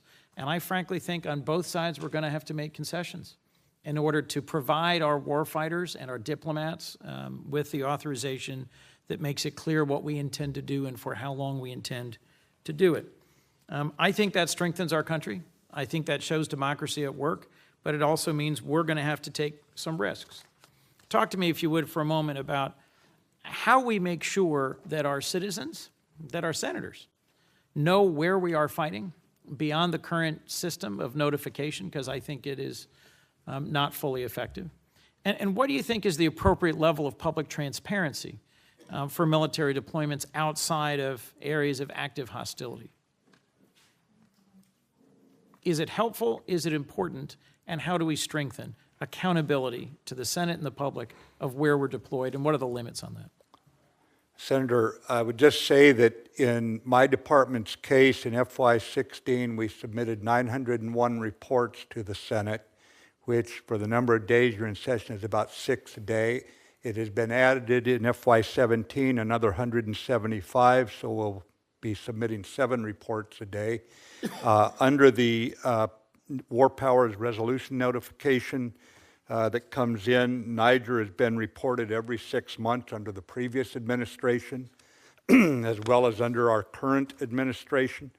The most recent in June reported about 645, thanks to the appropriations by the Congress to work on an airfield. We have actually got probably 150 more there right now, engineers working on an airfield with the money you provided to make the airfield that will provide more ISR opportunity for our troops in that region. So I think the most important thing is we look at the reports we're giving you to see if we're just burying the important information inside a mass of reports that pour into you every day, literally, and make sure that maybe tier 1 issues that, and this would be, you would decide tier 1, that we're highlighting that information to you to include in any closed hearing briefings that filled in any gaps you sensed. Thank you, Mr. Secretary. Secretary Tillerson. Well, Senator, I think what you really put your finger on is what is, I think, concerning, I'm hearing concerning this committee and others, and that is the level of transparency and understanding of where our forces are deployed and in what role they're deployed and to what levels they're deployed, and what's the expectation for the likelihood of combat engagement. But I also think that when I consider the current AUMF, and I don't want to pretend to know what the intent of Congress was in 2001, but quite frankly, maybe the intent recognized that this was a completely different situation than we've ever faced before. This was not a sovereign state actor that we could do a war declaration against. And war declarations, I think as Senator Johnson pointed out, don't have timelines. We didn't tell the Japanese we're going to come out and fight for 3.5 years and then we're going home. And we've done that. We've done that under this AUMF. We've announced withdrawal from Iraq, and we see what happened. ISIL emerged and created an enormous caliphate. So anything that signals our intentions, this enemy takes advantage of that. We have now learned that lesson multiple times. So I do appreciate that the issue over what congressional control or oversight there is for this authorization. On the other hand, Article 1 gave the Congress the right to declare war. Article 2 gave the Commander-in-Chief the right to conduct the military affairs. And I think the founders recognized in writing Article 1 and Article 2 that you can't fight war by consensus. You can't fight war with a collective approach. There has to be one Commander-in-Chief to fight the war because someone has to take the hard decisions to win. And so the separation is there, I think, in Articles 1 and Article 2. And the reason there is not a declaration of war here is because, as I indicated earlier, the situation, the circumstances don't give rise to a declaration of war, which then puts into motion a number of other authorizations. So I think the authority's been properly used by the Congress in the 2001 AUMF. As Secretary Mattis, I think, would welcome a strong statement from the Congress, but in many respects, the Congress can express its will now, 16 years later, and say this authorization is still valid, and it's serving the purposes of this war against this very unique and unusual enemy that we will fight for we don't know how long, or for where, or with what forces. That is the nature of this fight that we're in. Well, Mr. Secretary, I'd like to thank both of you. I'll just comment in closing. Having spent time in West Africa, I am particularly concerned about the ways in which associated forces morph and change, affiliate and disassociate, and the way in which who we are fighting metastasizes, more at their choice and direction and timing than ours, and how it's possible for something like Boko Haram to split into two and to become now two enemies, one Al-Qaeda affiliated, one ISIS affiliated, but without a significant amount of direction or funding or control from a core enemy. This is a different kind of fight than we've been in as a nation before. And I do think our constituents expect some sense of strategy, trajectory, timeline, and cost. Yet I am not blind to what you raise as the very real risks if we undermine the confidence of our coalition partners and our troops by failing to deliver a strong consensus AUMF. I look forward to working on that with you both, and I thank you, Mr. Chairman, Mr. Ranking. I will say before turning to Senator Isaacson, with few exceptions, I've been here 11 years, I really haven't heard a member specifically raise questions or criticize efforts that are underway against ISIS, Al-Qaeda, Boko Haram. So I know everybody's concerned. I mean, I know that when this began, no one expected in '01 that we'd be continuing as we are today. I understand that, and I would like for us to strive for a balance. But in fairness, and we may hear it, I know there's one member here that may express that in just a moment, but I really haven't heard a member go down to the Senate floor and criticize the Bush administration as it relates to Al-Qaeda now, the Bush administration, the Obama administration, or this administration yet, relative to the activities they have underway. It does seem to me that the Senate and the House, generally speaking, do support the efforts that are underway. So with that, Senator Isaacson. Thank you, Mr. Chairman. Senator Mattis, I want to thank you very much for mentioning the name of those 4 soldiers in Niger who lost their life last week. In particular, I want to be sure and mention Dustin Wright from Lyons, Georgia, who was one of the 4 troops who lost his life.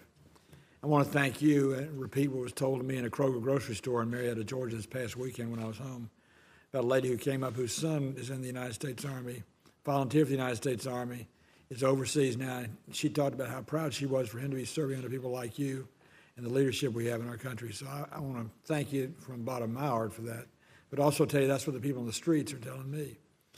Now, Senator Coons and I go way back. And in fact, the chairman and I traveled to Africa and went to Darfur. We were the second and third senators ever to go to Darfur, if I remember correctly, and saw some of the horrible things that are happening in Africa. And I appreciate, on the one hand, what Senator Coons said about how complex the continent of Africa is and how many players there are and how hard it is to keep up. But I think that underscores the reason you just can't write an AUMF with restrictions or try and be so prescriptive in the way you prescribe the geography where they can fight or the tools that they can use or anything like that, and do so without risking the life of your own troops. I was in the military. It's been a long time ago. We had muskets back then, but I remember the limitations on your ability to serve and what you could do, the rules of engagement, were affected, I'm sure, by the AUMF at the time. I'm sure the AUMF, the rules of engagement flow down from the AUMF. Am I right? Yes, sir. So when we're writing an AUMF here to restrict our soldiers, geographically, methodology-wise, or any other way, in the end, we're potentially affecting the rules of engagement they have on the ground in countries where there are no rules, like Niger and the other countries we talk about in Africa. So I think we have to be very much aware the people who are working for us, or the people who we're working from are our constituents. The people who are working for us are our soldiers in the field, our airmen, our soldiers, and our naval personnel. And they operate under rules of engagement where they are limited to what they can do to carry out their mission. And those limitations are somewhat affected by the AUMF that existed at the time. So I just want to bring that point out. We have to be very careful about what we're not just dealing with limitations we as senators want to have our country to have. We're limiting the people who are out there as volunteers fighting to save our country day in and day out in some very dangerous places. Am I right? Well, you are, Senator, in terms of geography or time, this sort of thing. And I think that people run on hope. And if the enemy hopes we're going to quit on a certain day, or if they know we won't deal with them if they step over a certain border, then the enemy is going to do exactly that. As our sergeants say in the military, the enemy gets a vote. Absolutely. By the way, your comment about a rock and roll band, it piked something in my mind. My staff's going to get mad at me for doing this. I'm ad-libbing now, but I've come from Athens, Georgia, and went to the University of Georgia. It has founded a lot of bands. One of the best ones is Widespread Panic. And that's what happens in continents like Africa, the type of countries right there. You're not dealing about an enemy that's just a country. You're talking about groups within those countries who are waging war in their own country that we end up getting engaged with one way or another. My next question, Secretary of State, tell us, from a standpoint of any limitation whatsoever, from your testimony, I take it that you don't think there should be that if we were to write a new AMF, it ought to go simultaneously go into force and replace the one that exists today. There should be no gap. Is that correct? Yes, Senator. We cannot afford to have any gap in terms of our authorities. And like Secretary Mattis, you don't think there should be any limitation, geographic or otherwise, in that AUMF? No, Senator. This is the nature of the enemy we're confronted with today. And we have to be ready to make the decisions that those lack of limitations allow us to make at the drop of a hat in today's type of warfare and today's type of conflict around the world. I think we have seen how quickly this enemy can collect itself, raise forces, and overrun territory. We saw that happen at an astounding level of speed in Iraq. My last comment, I've been giving a lot of thought to this issue for a lot of reasons. One of them is North Korea, which is a serious problem that all of us recognize as serious. I don't know we all recognize it's as serious as it really is. But I was in college in the early 60s. John Kennedy was president of the United States. And it was a period of time where the Russians put missiles in Cuba and had the potential of launching missiles 90 miles north in the United States and into Miami. And that was you talk about a huge issue, got everybody's attention. For those few, Miss Sheen wasn't here. She wasn't even born then, I know, but most everybody in this room wasn't here, but there were tough times and perilous times. President Kennedy did a great thing in that conflict because there was a book, 7 Days in May, that described each of them. But he took it, we got to the point where we had done the aerial photography, we had the evidence, it was clear that the missiles had been installed in Cuba. Khrushchev had beat his shoe on the table and talked about how he wasn't going to take them out. And Kennedy had done everything but tell him yes, he was, and left themselves wiggle room. And finally, President Kennedy and his brother, Bobby, sat down one night and decided it was time to draw a line that he would have to cross.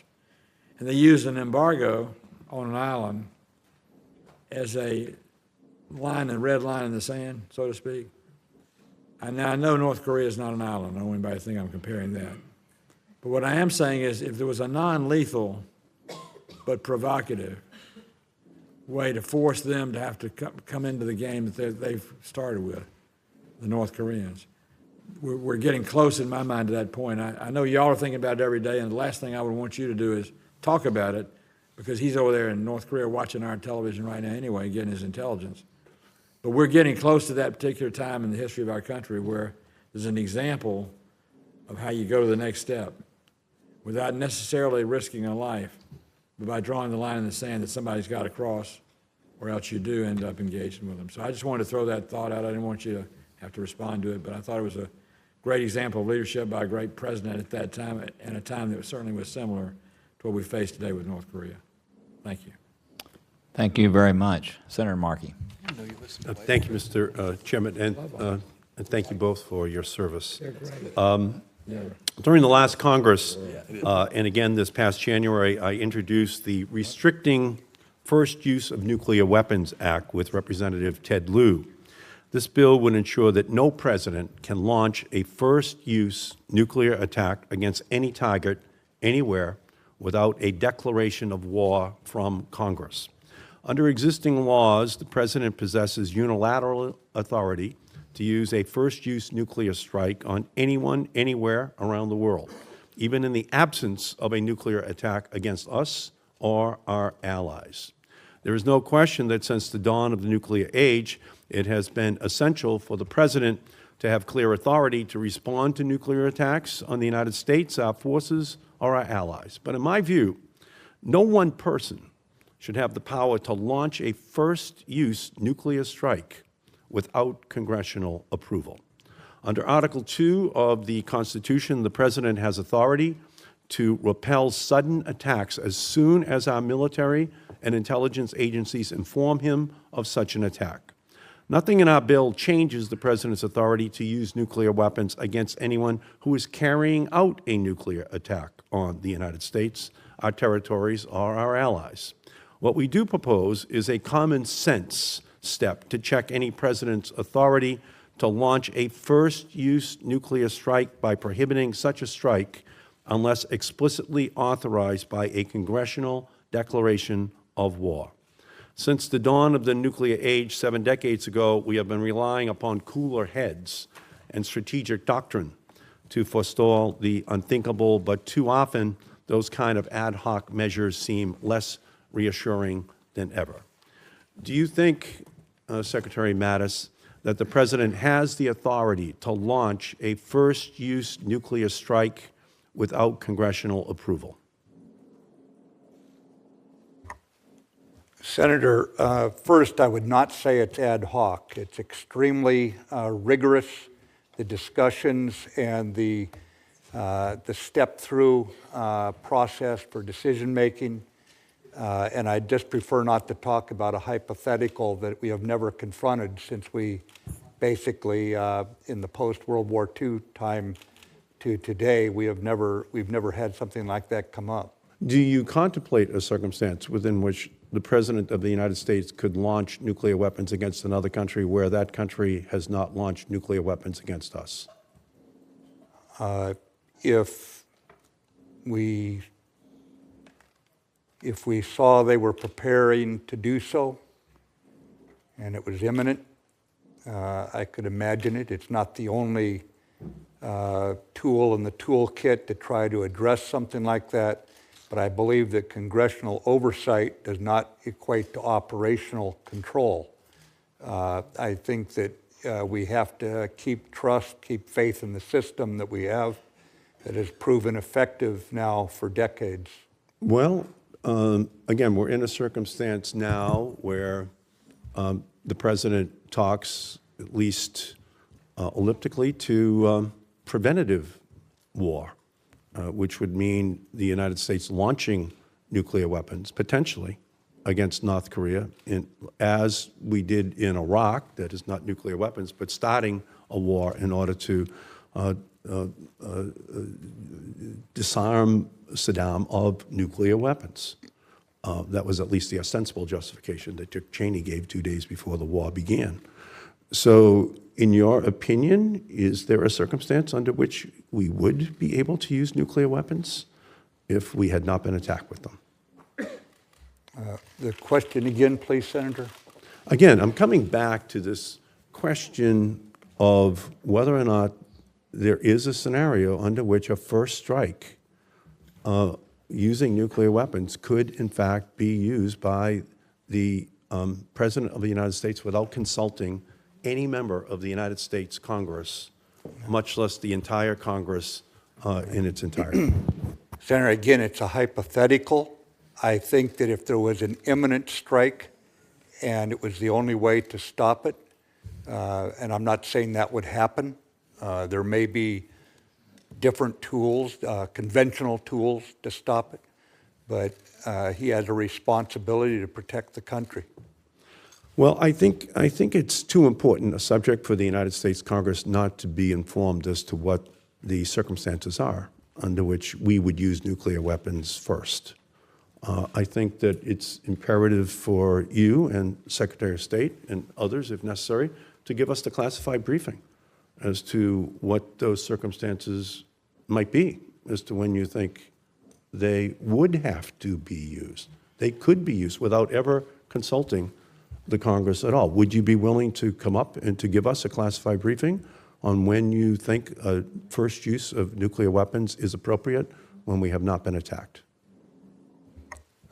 Senator, I have a record of never being reluctant to come up and speak. Some hearings are best in closed session, but I am often reluctant to speak to hypotheticals, but I can certainly go partway down that road in terms of what might occasion something like that, like an imminent attack, yes. Well, in my opinion, no human being should have the authority to use nuclear weapons if there has not been an attack. We are the most powerful military in the world, Air Force, Navy, Army. If there's a threat that is conventional, then we have a conventional response.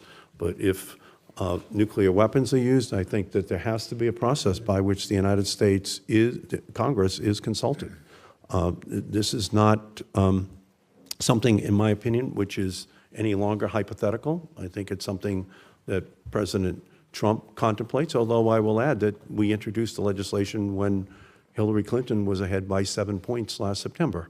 So it has to do more with whether or not any president should have this authority unfettered. What would be the process right now to use nuclear weapons? What would the president have to go through? Could you walk us through what that consultation would have to be? We'll walk that through in another hearing, if it's okay. fine. And just for what it's worth, we've had, I know that you have asked about this, and I appreciate that. Other members have asked the same. We've met with CRS and understand that there hasn't been a hearing on this topic through them, it could be incorrect, since the 1970s. And so we do plan to have a hearing to walk through how the process works. You know, there's multiple scenarios that come into play, and I think a full hearing would be much better than a 1-minute response. Thank you, Mr. Chairman. Senator Risch. Well, gentlemen, thank you. Thank you for your service. You know, I've been 9 years on this committee and the Intelligence Committee, and I've sat through literally dozens and dozens and dozens of debates, arguments, hearings, witnesses on AUMF and trying to redo the 2001, 2002, or replace them and do a new one. And I'm struck with a number of things after all that time. Number one, everybody wants to do something. Everybody wants a new AUMF. And the parties on both sides are working, I really believe, in good faith. It certainly isn't a partisan exercise. There's people on both sides working on a bipartisan basis to do this. The second thing that has struck me is I have seen dozens of iterations of what a bill would look like or a resolution would look like. And the problem is we get high-centered on the details. And after listening to all this, I'm a little pessimistic about whether we can actually do something new. The old system is in place, and with all due respect to my really good friend, Senator Flake, you know, none of us voted on the original 2001, 2002, but we vote every year on this when it comes to the appropriations. In fact, at times, we vote multiple times a year, depending upon how many CRs that we do. So Congress could stop fighting ISIS if we wanted to. You know, we all the time put restrictions on funding as to what the money cannot be used for, and we're pretty successful in that regard when we do it. The problem is, of course, we both know that the will is different than what we'd like to see in a perfect world. So I agree with you. We didn't vote on it directly, but all of us here have had a say every single year. In any event, you know, the Founding Fathers had a really good idea. They said, look, the first branch of government, the legislative branch, should decide when we're going to war. Really good idea, because we're not made up of the military branch. The military branch is the one more likely to pull the trigger quicker than the civilian branch is. So they put that in our hands. The other idea they had, which was also an excellent idea, is that Congress wouldn't run the war. As has been pointed out here, you can't have the politicians running the war. You need a commander-in-chief, and that was a really good idea. The difficulty, of course, today is things have changed so dramatically since the time that was done. War fighting has changed. On top of that, those guys couldn't possibly have thought that a war we're fighting is against non-state actors, against people that are dispersed all over the world with a common idea of what they want to accomplish. And it's so different today than what it was then. So where does that leave us? I think we've got the constitutional provisions, which are pretty clear. We've got the War Powers Act, which you can argue is constitutional in all or in part. And we're moving forward, but we don't seem to be headed towards a resolution on this AUMF. I'd like to get your thoughts on an issue that's only been touched on. We've talked a lot about terrorism because that's where the fight is. But I think North Korea has been raised a couple of times, and to me, that is the biggest issue that we have. If you're going to describe big, what happens when somebody knocks on the door of the Oval Office and says, Mr. President, North Korea has just launched. What do you want us to do? And look, there's no time for an AUMF. There's no time to get the lawyers involved to determine what can or can't be done. And somebody's got to make that decision. So I appreciate Chairman's thoughts that we should have a separate hearing on this particular issue. But I'd like to get your thoughts on what, and I know the lawyers are on both sides of this. I've heard cadres of lawyers argue whether the president has this power, whether it's limited, whether Congress has that power. I'd like to get your thoughts under the scenario I've just talked about. As far as the terrorism thing, we deal with that regularly in the Intelligence Committee and on this committee. Tell me about North Korea. What happens? What happens if somebody knocks on the door and says, Mr. President, they've launched? In summary, I'm not going to ask you to give us anything classified out. The first step, of course, would be that our ballistic missile defense forces at sea and in Alaska, California, the various radars would be feeding in, and they would do what they're designed to do as we make every effort to take them out. The response, if that's what you're referring to, after the immediate defense would, of course, depend on the president and laying out options, a wide array of options, I will tell you, and in alliance with our allies as well, I might add, because many of them have roles to play here, have indicated they'll be with us. And we would take the action the president directed, and I'm sure the Congress would be intimately involved. Well, and of course, under the scenario I've outlined, this is a matter of minutes, not a matter of days or even hours. Defenses will go, sir. We don't get that. do any. I mean, the president will be woken up or whatever, but our commands are. We rehearse this. I will just tell you, routinely. I get that. I'll just leave it at that in this open session, sir. Secretary Tillerson, do you have anything to add to that? Well, I think as Secretary Mattis indicated, we do have defensive mechanisms which are in place. There would be some judgment made as to the effectiveness of those, and then there'd be some judgment made of whether a necessary and proportionate response is required. You know, one of the strengths of the last 70 years has been the deterrence. The fact that no president, Republican or Democrat, has ever forsworn the first strike capability. That has served us for 70 years. So I think any consideration of foregoing that does change in a I think, a very material way, that deterrence, the strength of that deterrence. So I agree, Mr. Secretary, and also it seems to me that the enemy we're dealing with here with in North Korea, that deterrence issue does not seem to be phasing them, because either a man would have to be absolutely crazy or incredibly stupid to not know what was going to happen after that. My time's up. Thank you, Mr. Chairman. So I think in that scenario, it's about a 15 to 20-minute process before response takes place. And again, I think it would be very edifying for us to walk through that. Before I turn to Senator Kaine, Secretary Mattis, you've I know, said on several occasions that you think it would be great if Congress spoke with one voice on this issue and showed support. And look, I hope we're going to have an outcome here that does that.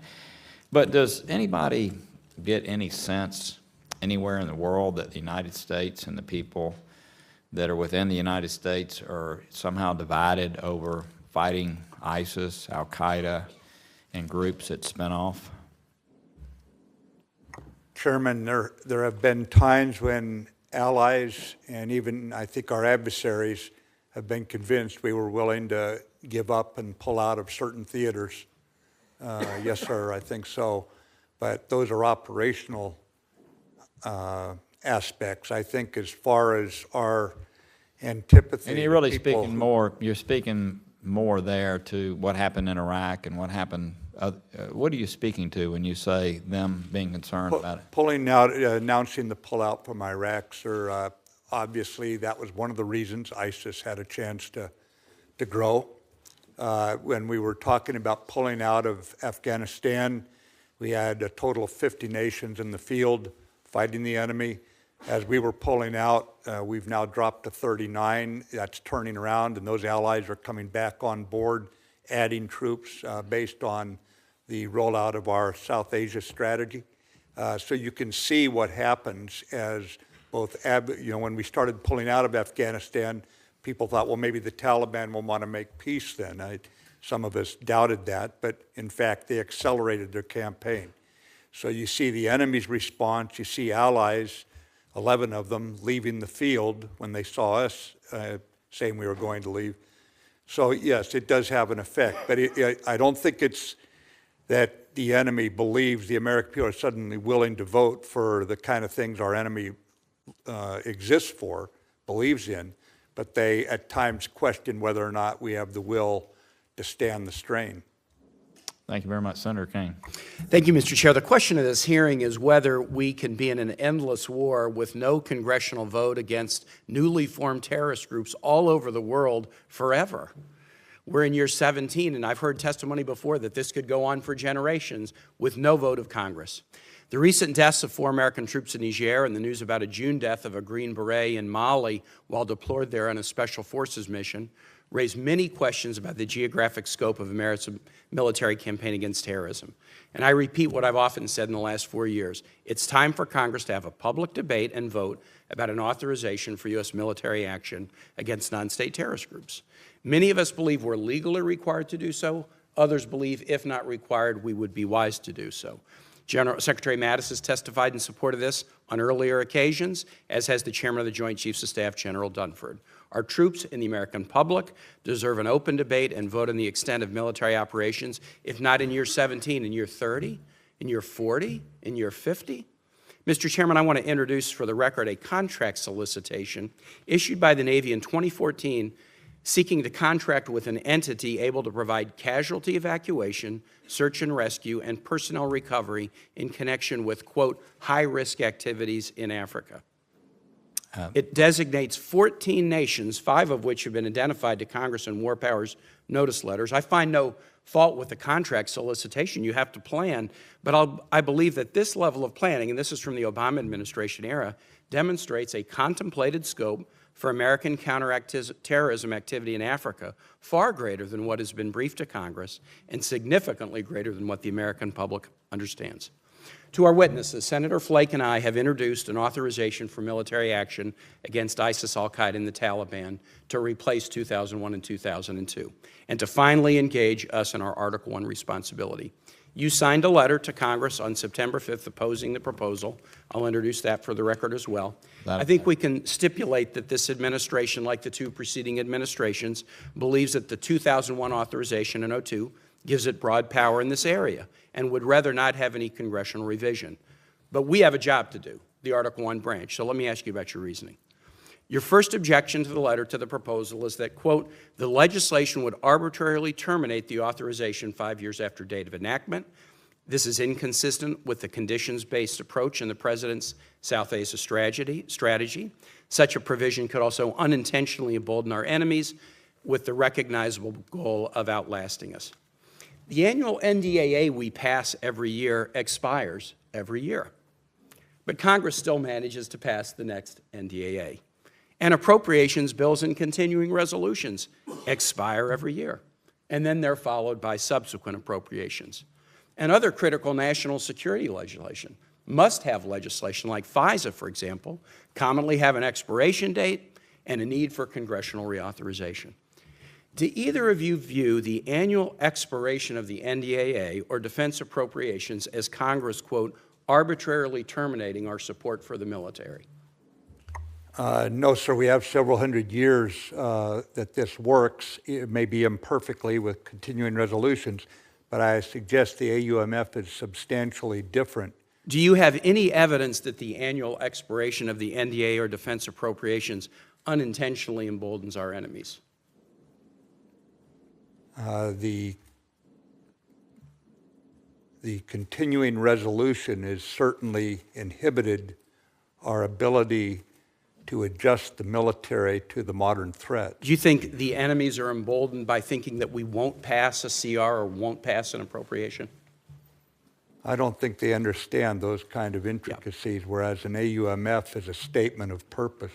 You count on being able to get the next NDAA passed and the next appropriations bill passed because you have confidence in your request and you have confidence in Congress to take seriously the need to defend the United States. Isn't that correct?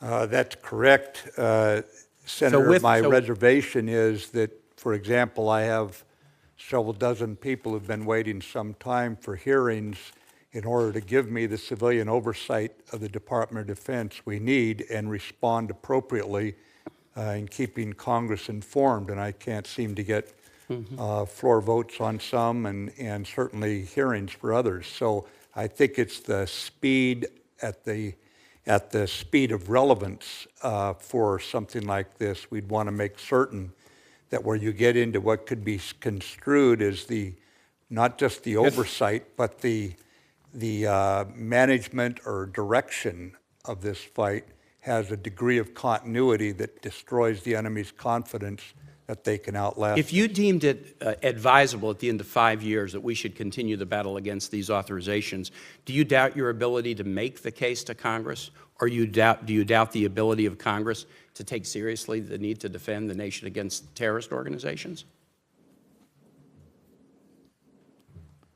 Sir, I'm not in the political realm. I realize I play a political role up here, but I'm probably not. You don't doubt the will of Congress to battle non-state terrorist groups, do you, Secretary? Sir, this war is so non-traditional that I think we are. I understand that, but you don't doubt the will of Congress to defend the nation against non-state terrorist groups, do you? No, I do not. A second objection, if I could, because I'm sorry I'm having to move, is that the resolution includes a definition of associated persons or forces that's inconsistent and could result in unnecessary uncertainty. The definition says associated persons or forces are individual or entities other than a sovereign state that are part of or substantially support al-Qaeda, the Taliban, or ISIS, and are engaged in hostilities against the U.S. armed forces and other personnel. I'm just going to leave that for the record. I think it's crystal clear, and there's no uncertainty about it. The third and final objection in your letter is that the joint resolution would create a cumbersome congressional review process for use of force against new associated forces or in new countries. Let me ask you this. Does the administration object to having to identify to Congress the associated forces we're targeting with military force? To notify us? I believe that under the Article 2 of the Constitution, the President has the authority to declare a threat to the United States as the elected Commander-in-Chief. Do you object, does the administration object to notifying Congress of the associated forces against which you're taking military action?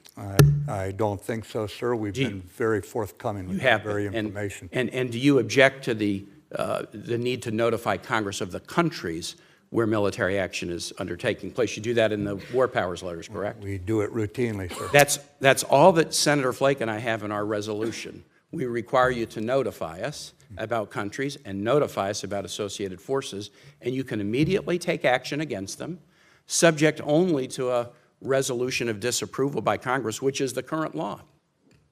Just, if I could just conclude, Mr. Chair, based on the answers in this quick thing, and it's tough to do it so quickly, I have a hard time understanding the opposition to the resolution as anything other than we don't want congressional oversight. There's a 5-year sunset reauthorization with an opportunity to extend, just like we do in FISA, just like we do in the Patriot Act, just like we do in NDAA, just like we do in appropriations. The associated forces definition is extremely clear. The process for countries is not a geographic limitation. It's just a notice requirement that Congress can then affirmatively take steps under the normal rules of the Constitution to rebut. I recognize that the administration feels like it doesn't want any more authority, but to quote my colleague, we're more than a feedback loop. This is a constitutional power, and we shouldn't be putting troops into harm's way and as Congress standing back and trying not to have our fingerprints on this when it's mutating all over the globe. And again, I think it's a forever war, and I I worry deeply about handing the power over to presidents to do this without the need to come to Congress at all. Thanks, Mr. Chairman. You did a good job.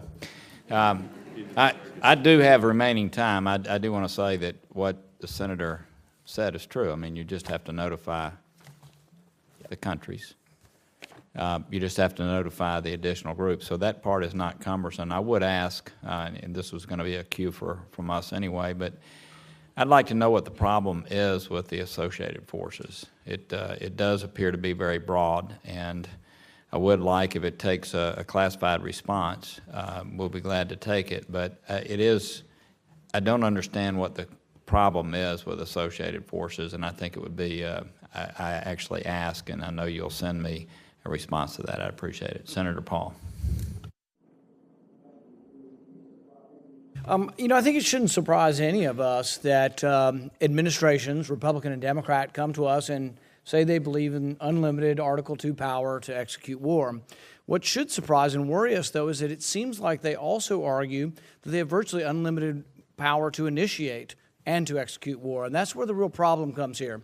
I'm pretty much like everybody else. Execute the war. I don't want to have you restrained. Rules of engagement. I want to engage and kill the enemy. But initiation of the war was given to us. Madison wrote that the executive branch is the branch most prone to war, and therefore with studied care we gave that power to the legislature.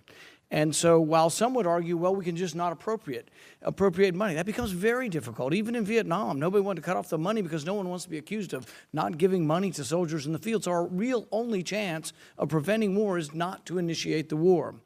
The problem we have with you coming forward to us and saying, my goodness, you will not even tell us that we're not going to have preventative war or preemptive war with North Korea. This sends a signal, not just that we're willing to do first strike, but what signal does it send to enemies of other nuclear powers, enemies of Russia, enemies of China, enemies of Pakistan, of India, that we're reserving the right, if we don't like what weapon you have and we think it might reach us, we may as well just take you out. I mean, look, Pakistan and India are pointed at each other. You got Israel pointed at Saudi Arabia, pointed at Iran. You have all of these enemies, and if we're going to assert that, yes, we have the right and the will, and we will take preemptive war against a nuclear power, I think that's very troublesome. But if we want to fix it, we should fix it. You know, we complain, administrations want to take power, we should reassert our power. It's not just us. It's been generation after generation of Congress just acquiescing in this. And while I applaud the AUMF that's being put forward as asserting our authority, if it doesn't limit the authority of the executive, I'm not sure we're a lot better. My problem, the executive branch thinks it's too restrictive. I think we'll still authorize war in 34 countries, at least 7 for certain, but probably 30 some odd. So when we look at this and we want to ask whether or not there should be limitations, whether or not we are prepared to be involved in perpetual war, or whether we're prepared to let any president involve us in perpetual war, we have to think about this. I mean, the war started in the first generation after Muhammad. I mean, when you got Ali Hussein and Yazid the first fighting in 680, they still remember the Battle of Karbala. The Shia still mourn that battle 13 some odd years later. Are we willing just to not have any more votes and say the vote in 2011? No intellectually honest person thinks 2001 has anything to do with this. I promise you that. It says specifically we're going after the enemies who attacked us. ISIS had nothing to do with that. Nobody in Niger has anything to do with 9/11. Other than they have sort of this ideology of radical Islam. But I don't think we gave the executive branch a blanket authority just to go to war anywhere they want against people who they say are a part of radical Islam. Ultimately, there's going to have to be diplomacy involved in this as well. You know, how are we ever going to end the war? Is there ever an end to this war? But really, the crux of the argument is over who has the power. You say you've got it. Dick Cheney once said that it should be unconstitutional to challenge Article II authority, which he also meant to be unlimited, basically. The Constitution was very clear. We were supposed to initiate war. Doesn't matter whether it's a state or a non-state actor, initiation of war comes from Congress. And I believe that very strongly. And I think if we all did, we should assert our power. We have the ability to assert our power, and we should resist when the administration, anyone, Republican or Democrat, comes before us and tells us they believe the ability to have preemptive war anywhere, anytime, and they have the ability to continue to fight a war against an ideology wherever they perceive it to be. So I think it's very, very dangerous, and this should be a wake-up call to all of us, and if we can come together. What I would say, though, just passing AUMF is not enough for me, because it should be an AUMF that does give us some hope of someday coming to an end, and someday there will be an end to the war. I see no end to this war historically. I think the war and the answers are going to come from within Islam. I think Islam's going to ultimately have to stamp out. I think we're a target everywhere we go, and yes, we can defeat anyone, but I don't think in the end it ends the war. I mean, we went to Yemen. You guys just did it on your own. So you're in a new war theater now. You're involved with Saudi Arabia there. You got 17 million people on the point of starvation in Yemen. And we're assisting and aiding the Saudis in blockading. We give them weapons. They kill civilians. They killed 150 people in a funeral procession. So when we go to a village and you guys come and say, oh, we got great information, which no one will tell me specifically what the information came from that village in Yemen. But when we went in there, unavoidably, and I don't blame our soldiers, I blame us, the people in charge, but women and children were killed in that village. What do you think? And you say, well, we didn't try to do that. Sure. But what do you think they tell about us in the surrounding communities? What do you think they say about the time the Americans came in the night and women, children, and a whole village is wiped out? What do you think they say about that? They'll repeat that by oral tradition. The same way they remember Karbala from 680 AD, they're going to remember this. So I don't think we can kill more than we create in the process. So ultimately, there's going to have to be another way that involves some diplomacy, some discussion. It doesn't mean we can't resist the enemy, and we shouldn't, but it shouldn't be your power. I'm here to say very forcefully it is not your power. But the only way we'll ever change that is if we as a body stand up and say enough's enough. We are going to reassert the power of the Senate and the power of Congress to determine these things. And we could, and my admonition is to do that. I'm alarmed today to find out that Article 10 basically has us involved in civil wars in Africa. So we can call it any kind of euphemism we want, train and equip, but it sounds like you've got a conflict going on there. You've got conflict going on in Nigeria. We have 6,000 troops in 54 countries in Africa, and we should just blithely say, oh, we were given this authority under Article 10 to be anywhere, anytime. I was alarmed that you were going to justify it with 9/11. I'm even more alarmed that Section 10 or Article 10 sounds like you believe you can be anywhere, anytime, whether there's a war going on or not. And we can say it's train and equip, but I suspect there's more going on in Niger than train and equip. But I don't think there is ultimately a question in there other than a hope that we as a body would pull together and stand up and resist, not because you're bad people, you're good people. You served your country. You want what's best for your country. All our soldiers are, but the balance of power. Madison said we would pit ambition against ambition. So we would check and balance each other. We haven't been checking and balancing the executive branch for 60 some odd years, maybe longer. So we need to stand up, and that's my admonition to our body, and I don't think I'll change your minds, but it is an admonition that we should have a real full-throated debate. And I thank the chairman for the beginning of this. Thank you. No, thank you very much, and my guess is under Title 50 authorities, there is a great deal underway that the American people nor us are aware of, but that's part of what we're dealing with here. Senator Markley. Well, thank you, Mr. Chairman, and thank you to both of you as secretaries for your management of perilous circumstances around the world. Secretary Tillerson, I believe I understood you to say that the retention of the potential for first use with nuclear weapons has been a foundational doctrine that has helped keep the peace over the last, I think you referred to 70 years. Did I catch that right? Yes, Senator. Yeah. I would say that maybe not. It has not generally been the retention of the potential for first use. It has been assured destruction, assured retaliation that has kept that peace. And there is a significant difference between the two. And I believe I heard one of you refer to that we hadn't really considered the use of nuclear weapons after World War II. I'm not sure if I heard that right. Did I hear that right? Senator, I said that we have not initiated the use of nuclear weapons since World War II. Great, and that would certainly be very accurate, but we have had serious conversations about the potential of using a nuclear weapon as a first-use weapon, both in Vietnam and in Korea. And, Mr. Chairman, I'd like to submit for the record a CIA document that goes through, it's March 18th, 1966. There's no objection. Thank you. It noted they were analyzing, in the context of a debate about using nuclear weapons, the issues that might flow should we choose to do so. And they noted some of the following things. They said NATO would be badly shaken. They said once a taboo had been broken, there would remain no effective barrier to the expansion of such weapons. They said there would be great agitation in Japan, probably including the loss of facilities available to the United States. They said there would be accelerated momentum for nuclear proliferation, that there would be fundamental revulsion of the United States, including condemnation of the United States and the United Nations, that no British government that failed to condemn the U.S. would probably be able to stand, and that there would be pressure for immediate nuclear disarmament. This were the list of things that they talked about, big consequences. Are these all kind of concerns that you all would share if the U.S. was to utilize a nuclear weapon against North Korea or another circumstance where it's essentially a conventional setting? Senator, are you asking with respect to a first strike or a use of a weapon under any circumstance? Use of a first strike with a U.S. nuclear weapon against conventional forces. I'm sure some of those conditions in that report are enduring. I'm not sure all of them are. I'd need to study it and give it greater thought. Secretary Mattis. I'd have to study it, sir. I will just tell you that we have not been discussing this sort of thing in any kind of an actionable way.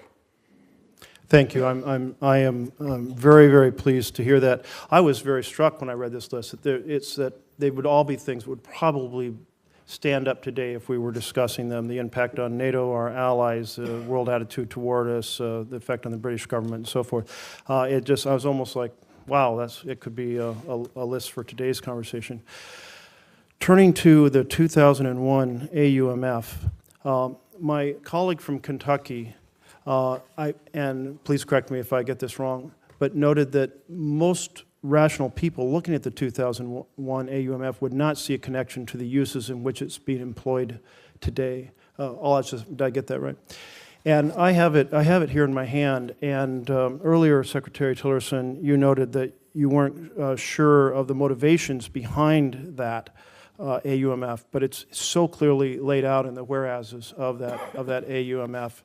And it is very specifically targeted to use all necessary and appropriate force against nations, organizations, or persons planning or authorized or committed or aided the terrorist attacks that occurred or harbored such organizations or persons. Completely about those 2001 attacks. The thing that I think all we're struggling with as a committee and our role in this constitutional balance is between a situation, a vision of the past in which our Constitution was framed around a declaration of war and then an executive who commanded forces in such wars, and the modern battlefield of the world in which there are terrorist groups scattered about, and whether what you're asking for, which sounds like permanent worldwide ability for the executive on its own to take on radical Islam. And that is quite a different vision than the one laid out in our Constitution. Am I describing it fairly in terms of, because I did hear no timeline, no geographic constraints, no restriction on type of operations. That sounds a whole lot like a permanent transition of power to the executive that really takes Congress out of the picture once that such an AUMF would Senator, that statement from the authorization goes on to say, in order to prevent any future acts of international terrorism against the United States by such nations, organizations, or persons. And I think you bring up a very valid point, because the Westphalian world that the Constitution was written in obviously has been thrown aside by these very powerful transnational groups that we see right now. And so however we deal with this to keep Congress's legitimate strong constitutional power in play has got to recognize that traditional forms of warfare are no longer used. There are ways to do this. There's many variations that have been offered for AUMFs that could address this or in some ways will not address it. But I think we do have to recognize that Congress was very blunt that it was to prevent future acts of terrorism. Yes, and it sure was, by such nations and organizations that had been involved in planning, authorizing, and assisting the terrorist attacks on September 11th. But often I hear, and I think we've heard it a number of times today, that this has been reinterpreted to involve any associated forces. Now, there is no wording in this of associated forces. And it's often, I find in just academic discussions, people think that those words exist in here. Now, I do understand that the point that organizations change names and fracture and move on, but we are quite distant in purpose and time from these groups which attacked us on 2001. And the challenge here is, what if one takes this associated forces as an add-on to this, an implication of this, then the question becomes, isn't almost anything associated in the world? And where is that line? And that's a challenge for this committee and in dialogue with the executive to figure out what is that line. And that's what we're struggling with. And I, for one, am not ready to concede that the line should be wiped out with no geographic limits, no time limits, no style of force limits. Thank you very much. Senator Gardner. Thank you, Mr. Chairman, and thank you, Secretaries Tillerson and Mattis, for your leadership and your commitment to our country. A couple of questions. I believe, Secretary Mattis, you had stated that one of the advantages of Congress passing a new AUMF would be to show the resolve of Congress and the unity of Congress. What does that look like, though, a united Congress? Is that a filibuster-proof passage of an AUMF? Is that a 100-0 passage? What does a united passed AUMF look like?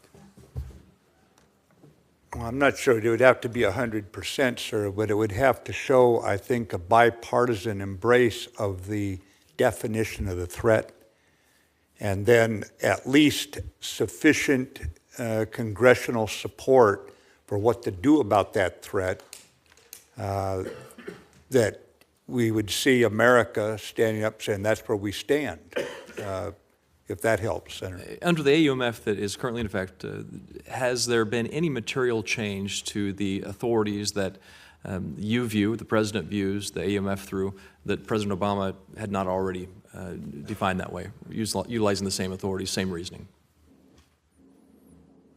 There's been some changes in the application. The rules of engagement issues. That sort of thing, but I can't think of any change in the authorities that we think we're operating under.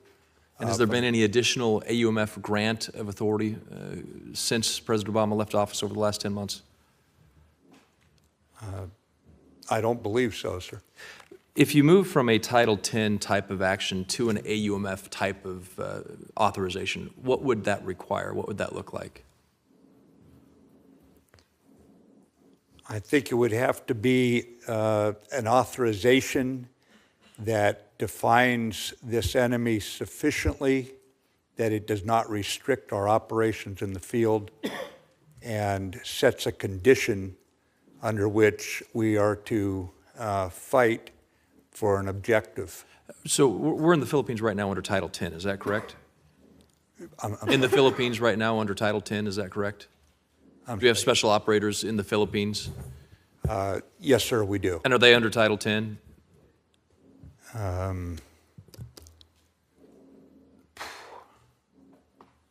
Well, assuming... I know we've had them there under Title X. The difference is that now with the fight going on in Marawi, I believe we've reported them under other authorities as well, AUMF, but I'm not positive. I need to check on that. So is that a presidential declaration? Is that a determination by you? I mean, is there a cold break between a Title X action and a 2001 AUMF action? Well, if troops were to be sent into direct combat, which they are not in the Philippines, we're supporting again with intelligence, surveillance, reconnaissance, that would cause us under the War Powers Resolution to notify you of that.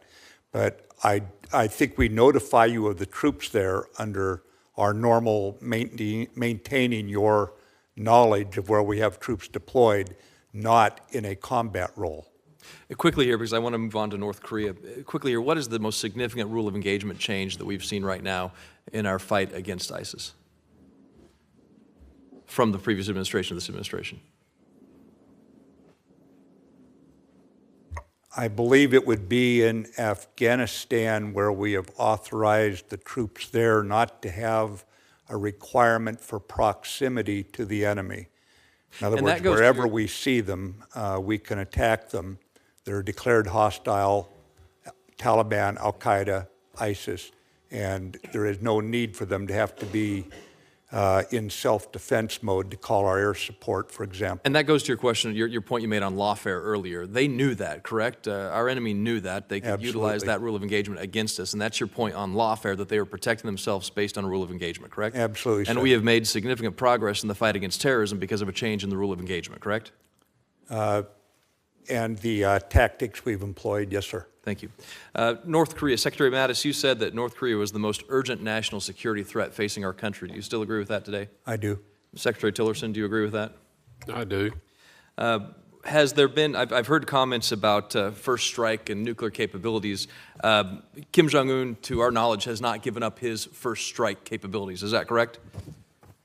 Well, it's unclear what his striking capabilities are at this point from a nuclear perspective. But should he have a nuclear weapon, has he given up a first strike possibility? Not to my knowledge. Secretary Mattis? No, sir. Has anything in our nuclear chain of command doctrine changed between the previous administration and this administration? No, it has not. So the chain of command, the response, the first strike, that is all the same, correct? Yes, sir. Secretary Tillerson, you may or may not wish to answer that. No, as far as I'm aware, nothing has changed. Thank you. Additional question on North Korea. You have said, Secretary Mattis, I believe, that if there was an action going into North Korea under Article 2, the President would obviously act if need be, but an AUMF would be required for further operations. Is that correct? I would think an AUMF, a declaration of war, you know, it would depend on the circumstance. So I'd have to see the circumstances surrounding the requirement to engage in conflict, sir. Yeah, thank you. And I know that you have made, at least in the last week, Secretary Tillerson, with the Department of Treasury, announced several new sanctions against Chinese entities. Are there more Chinese entities forthcoming in the sanctions as it relates to North Korea? There are additional sanctioning targets that Treasury has developed. Thank you. And I'm running out of time here, so a couple brief questions for you. Secretary Mattis, do you believe the Iraqi security forces' use of U.S. armor is legal under the Iraqi Constitution as it relates to what is taking place right now with the Kurdistan? Sir, right now we've got a pause in the activity on both sides as a result of the referendum, and I think we are talking our way through it right now.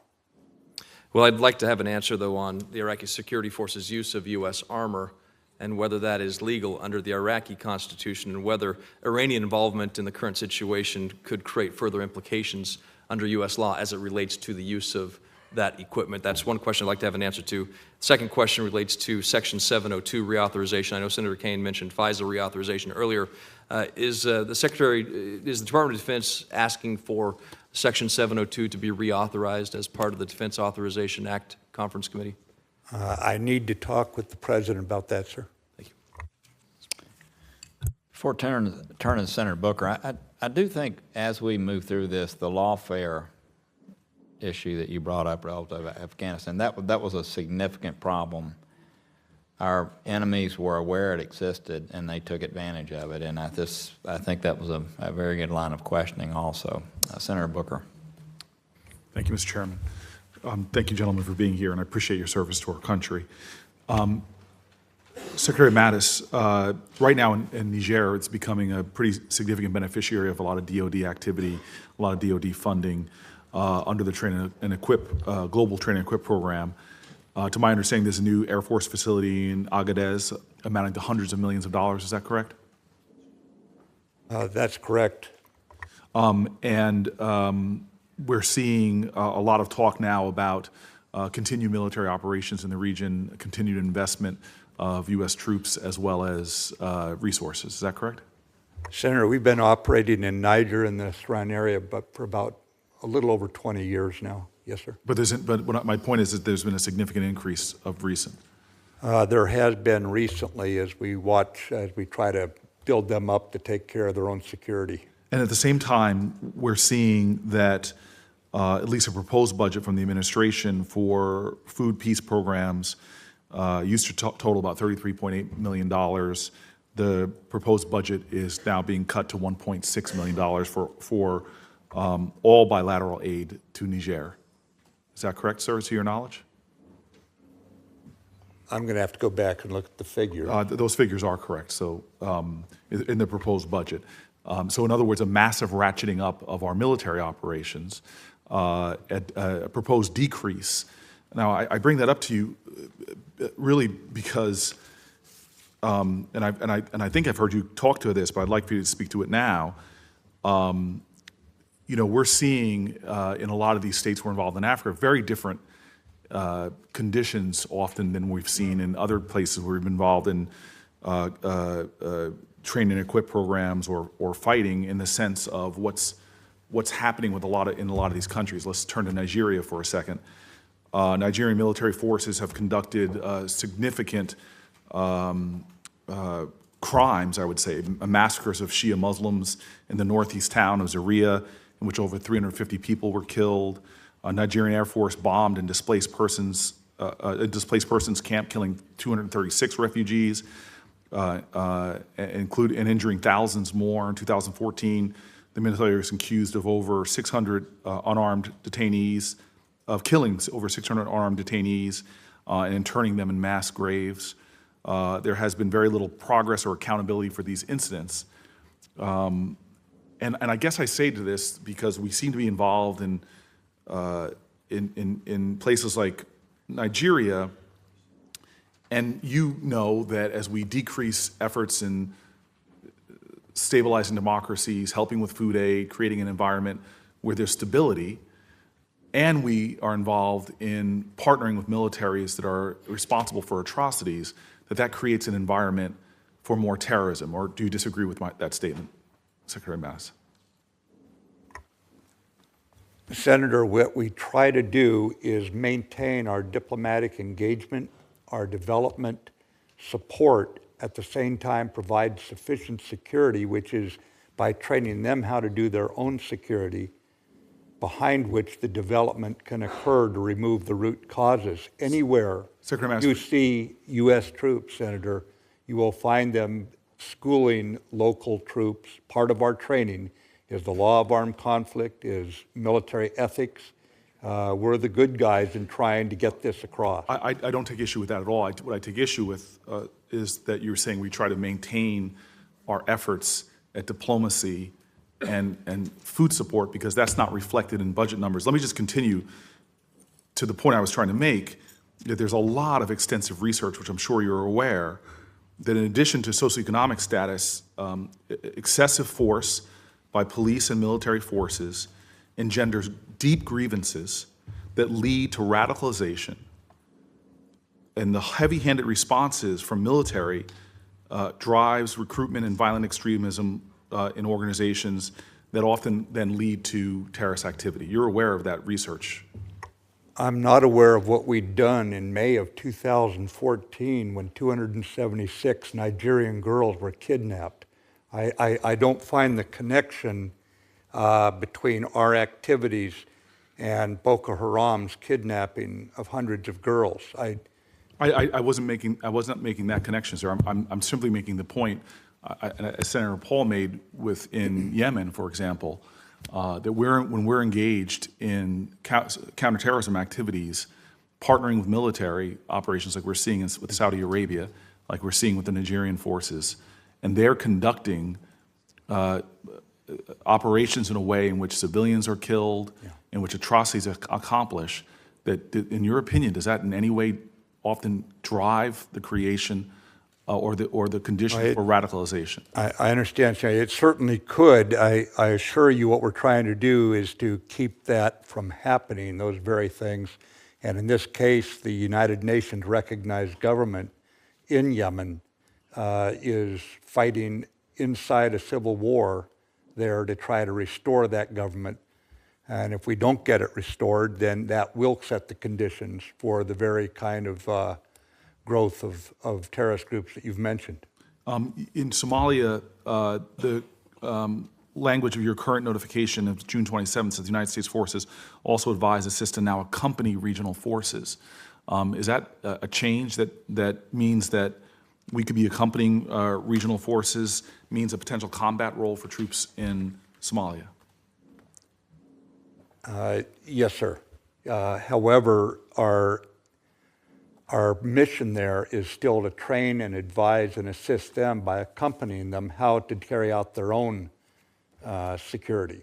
We're not taking over the fighting from the Somali or the Africa Union forces, AU forces. So I've run out of time. I just want to say there's a whole bunch of more questions on a lot of the activities in Africa that I would love to get answers to, Mr. Chairman. I will also say that it strains my understanding of what an authorization of use of military force. I don't want to tell you what I was doing 16 years ago, but it really strains to me. I'm sure we don't want to hear it. Okay.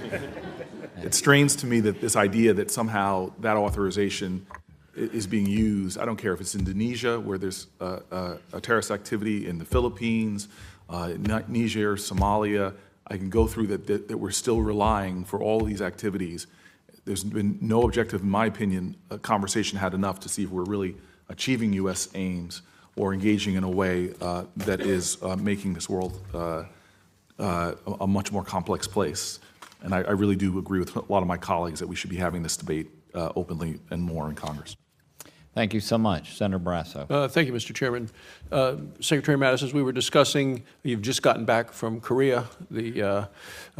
Just right before this time today, you were at the DMZ and you said North Korea has accelerated the threat that it poses to its neighbors in the world through its illegal and unnecessary missile and nuclear weapons program. Well, today North Korea announced that it's going to be launching more, quote, satellites into space. And I'm just wondering if these satellite launches simply just another way for North Korea to test ballistic missiles under the guise now of a space program. The application of technology is by and large the same, sir. And Secretary Tillerson, I want to switch a little bit to what I see happening in terms of recent confrontations between the government of Iraq and the Kurdistan regional government. I'm very concerned about the Christians and the minority communities in the disputed territories that are being impacted by this.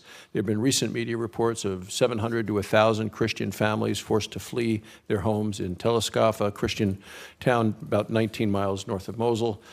Many of these Iraqi Christians recently just were able to return to their home, to their villages after ISIS had forced them out of the area. So could you just spend a little time explaining what are you hearing from Christian leaders in these communities and what the U.S. is doing to ensure the Christian and other vulnerable minorities are being protected? Senator, well, I think the good news is they're trying to get back to their homes, their villages, their traditional homes that they fled when ISIS entered the area.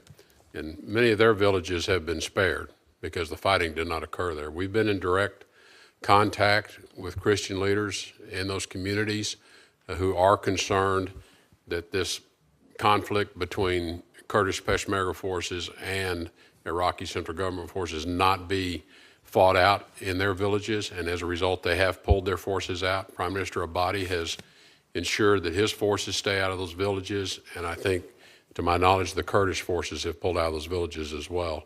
So we have direct engagement with local leaders of those communities and Christian leaders that are trying to bring those populations back. Yeah, thank you. Secretary Mattis, earlier this month there were violent clashes between the Iraqi security forces and the Kurdish Peshmerga in northern Iraq. The media reports indicated that the Iraqi government had moved forces into the disputed areas and the region of Kurdistan. So I'm wondering what impact does the fighting have on our efforts of the U.S.-led international coalition against ISIS in terms of the ability to move military equipment and supplies to allied forces in Iraq and in Syria? Senator, the fighting has disrupted and delayed some of those movements of our equipment, logistics support, ammunition, for example. But I would point out that the Iraqi forces moved into areas short of the 2004 Green Line. And as a result, although there were some firefights along there, Secretary Tillerson has been engaged diplomatically. We always lead diplomatically on all of our efforts, and those have been successful. And Prime Minister Abadi has, in effect, been able to hold things under control, make certain none of the militias are creating more problems as the Kurds sort out their political situation in Erbil. Thank you. And in terms of moving first diplomatically, if I could, Secretary Tillerson, turn to Pakistan. August 21st, President Trump gave a primetime address to announce his strategy for Afghanistan. He said a pillar of that strategy was, as he said, to change the approach and how to deal with Pakistan. You briefly discussed this issue while you were traveling in the region last week. You said that you have given to Pakistan, you said, I think, certain expectations we have of their government. You went on to say that you were attempting to put in place a mechanism of cooperation through information sharing and action to be taken to begin to deny these organizations the ability to launch attacks. So could you talk a little bit about what is the change in the approach to Pakistan and maybe some of the expectations that you've articulated for the Pakistani government that you could share with the committee in terms of what this cooperation is going to look like? Well, I can share some broad contours, and if there's an interest in more detail, we might need to do that in a closed hearing. But the conversation with the Pakistani government is for them to recognize that they will be one of the greatest beneficiaries of a successful peace process in Afghanistan. Pakistan lives with two very unstable borders, one with Afghanistan, one with India. And our message to them is you have to begin to create greater stability inside your country, and that means denying safe haven to any of these organizations that launch attacks from your territory. So we are going to enter into an effort to have greater sharing of certain intelligence information. The Pakistanis have indicated if we provide them information, they will act. We're going to have to test that, give them an opportunity to do so. And so what will change is that Pakistan will find it in their interest to begin to disassociate these long-standing relationships that have developed over time with certain terrorist organizations, the Haqqani Network, the Taliban, inside of Pakistan, which may have served their purpose for stability once upon a time, but they no longer serve that purpose. And it's up to Pakistan, I think, to think about their longer-term stability and their future by changing that relationship with these organizations. Okay, thank you. Thank you very much. I'm very grateful for your leadership and your service. Thank you, Mr. Chairman. Thank you very much. Senator Shaheen. Thank you, Mr. Chairman, and thank you, Secretary Tillerson and Secretary Mattis, for being here and for your service and your stamina, frankly, that we're still here. Over the past several years, as has been pointed out in this discussion, the range of threats that we face from terrorist groups and state actors has become increasingly diverse, fragmented, and geographically expansive. And militants that we defeat in one country have spread their ideology and violence to other areas. Similarly, state actors like Iran and Russia are increasingly expanding their reach beyond their borders, particularly in the Middle East and Africa, where our troops are present. So I'm concerned, as many on this committee are, that without an adequate understanding of the parameters that the administration is using to justify the use of force, that our strategies will remain ambiguous and that our troops will have few limits to where they will be asked to go and what they will be asked to do. And I have to say that I believe in the importance of U.S. engagement in the world, so I'm not an isolationist. I don't think we should withdraw from everywhere. But I want to make sure, as Senator Booker said, that we're actually achieving the aims that we set out to achieve when we put troops in a particular area. And Secretary Tillerson, as you point out, the American people and our soldiers have a right to know where they're being asked to go, what they're being asked to do, what the expectations are, and what the end game is. And I think one of the places where it's not at all clear to me what the end game is and that we have a strategy for that end game is in Syria, which is, you know, the conflict there is one of the things that has allowed terrorist groups and ISIS to metastasize in the way that they have. So as we look at the liberation of Raqqa, what is our end game for fighting ISIS along the middle Euphrates River?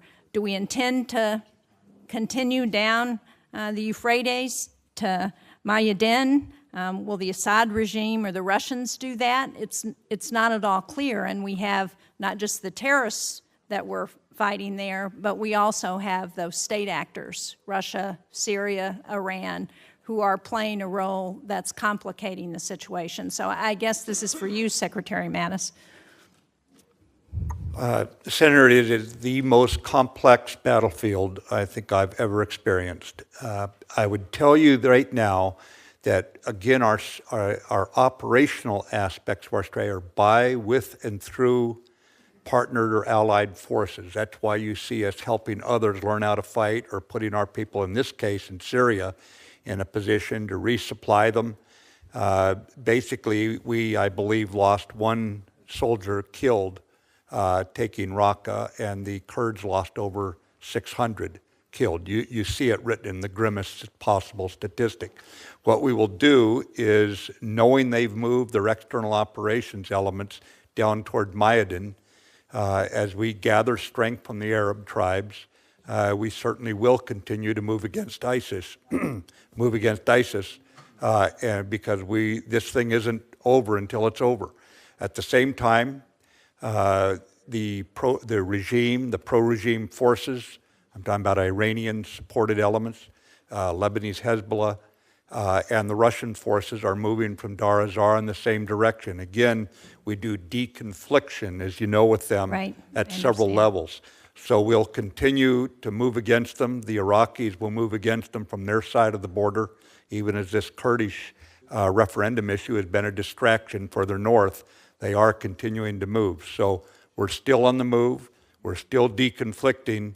And Secretary Tillerson is coordinating the larger issue of the end state diplomatically. And so is the expectation as we drive ISIS out that we will leave that remaining sections of Syria to Assad, to the Russians, to Iran? Because it's not at all clear that once we're gone, what will happen in those territories? Well, Senator, that's where our diplomatic efforts are underway to create these de-escalation zones.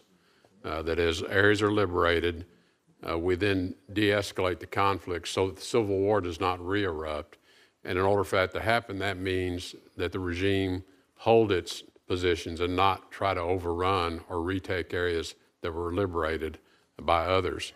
We've successfully put one de-escalation zone in the southwest of Syria in conjunction with Jordan and Russia. That de-escalation zone went into effect January the 9th. There have been no aerial bombings in that area since, and we have had success moving Iranian presence as well as Lebanese Hezbollah presence out of those areas. We're working to create additional de-escalation zones, and these are not demarcation zones. These are not intended to divide the country. They're merely intended to de-escalate, deconflict, and in effect get ceasefires in place so that we then can get representatives to the Geneva process pursuant to the UN Security Council Resolution 2254, which has a very prescribed process for how Syria will work its way towards new elections over the next few years. Well, I'm sorry to interrupt. I would like to pursue this discussion in a classified setting, but I did want to follow up on a statement that you made, Secretary Mattis, where you said that we always lead with diplomacy. I would like to think that we always lead with diplomacy, but given the current reorganization at the State Department, the current cuts to the budget at the State Department that were requested by this administration, the number of personnel, the amount of years of expertise of people who have left the State Department. I guess I question whether, in fact, we are leading with diplomacy and putting our best foot forward. So I don't know, Mr. Secretary, can you explain to me why this is a good time to let go those personnel to cut back on the budget of the State Department? We've let no one go, Senator. Some people have retired. Some people have chosen to leave and pursue other interests on their own. There's been no layoffs. There's been no terminations. And quite frankly, Senator, I have to speak on behalf of the professional men and women at the State Department, Foreign Service officers and others who have many, many years of experience that have stepped up to the open positions that are still open because we're waiting for confirmations and are doing a superb job representing the American people's interest. And our diplomacy has not stopped. It is not hampered. It is not slowed. These people are engaged directly with our counterparts leading this diplomatic effort. I'm proud of them. They're doing a great job, and we need some more help. We need some leadership help. But we haven't depleted our ranks of expertise by any stretch of the imagination. And quite frankly, on their behalf, I want to defend their expertise too. Well, I certainly was not attacking the men and women of the State Department. I think they do an excellent job. And my concern is that we've seen many people with a lot of expertise who have left the department because they're concerned about the direction there. And that's what I wanted to speak to. But I share your support for the work that they're doing. Thank you, Mr. Chairman. Thank you. Senator Portman. Thank you, Mr. Chairman. So, General Mattis, Secretary Tillerson, in an increasingly dangerous and volatile world, I'm glad you are where you are. And we've got a lot of challenges, and I think the current AUMF covers the fight against ISIS, even though, as was stated earlier, 15 years ago, there was no ISIS as such. However, I also believe having a new AUMF has benefits. I think it can be worthwhile in providing greater clarity and guidance, including to our military commanders and to your diplomats, Mr. Secretary. I think it can help you establish a firmer base of political support for overseas operations. I think it can send a clear signal of resolve from the United States Congress as well as the administration to friend and foe alike. And so I'm interested, but I'm only interested in the right AUMF. It's got to be helpful in empowering those who are undertaking this incredibly important task during a time of such danger. I guess my question to you would be, I understand, looking at your testimony and having been here earlier, that you have laid out what you think the guiding principles ought to be, but are there any authorities or guidance that you now lack that a new AUMF could provide? On the military side, Senator, I would just, I would say no as it stands right now. And again, when I spoke, I just thought that we need to incorporate those factors that I brought up. I'm not telling the Senate how to do its business. I just owe you my best military advice. How you deal with that, I salute, and we will carry out our orders to the Commander-in-Chief. But I think those factors of conditions-based and the timelines, anything that we do, we have to recognize has an impact on both our operations and on the enemy's view. And we just have to take that into account. That's a reality. And I am not saying that there's some prescriptive one way to solve these. Mm-hmm. Secretary, any guidance or any authorities you lack? I don't think there's any authorities we lack. As we indicated, we think the current authorizations we have are sufficient to allow us to pursue this enemy wherever they choose to want to fight us. And again, I think this is all about fighting them over there so they don't come here to attack us on the homeland again. And the threat has evolved, and it will continue to evolve. And geographic limitations, as an example, would make no sense, I assume, given the fact that we've seen a metastasizing of the threat through countries we might never have imagined would be part of now ISIS or former al-Qaeda. Let me ask you a broader question, and this is a tough one, but I have, as is true with many of my colleagues, been frustrated as you have with regard to Syria. You called it a very complex battlefield, and I know the President and our administration has focused on defeating ISIS as is appropriate. But there's a broader issue here, which is, how did ISIS evolve in the first place? and how do we deal with the underlying problems and the chaos in that region, the instability that fueled the rise of ISIS in the first place. And I guess my question to you is, let's say we continue to be successful with ISIS. You talked about Raqqa earlier, and you talked about some of the military successes we've had on the ground. As we do that, I would think our coalition partners and us are going to see the limitations of a military approach, because you'll continue to have sectarian divisions, competing interests, a worsening humanitarian crisis. And I just want to be sure, if we're doing a new AUMF, we cover that. In other words, this is not just to give you the authority to use military force, but it's really to get at the underlying causes so that we don't have to go back again. I guess, Secretary Tillerson, to ask you first, as an example, do you think there can be a lasting peace there as long as Assad is in power? And does the current AUMF give you the ability, General Mattis, to be able to deal with that issue if you think that has to be resolved? That might be one example.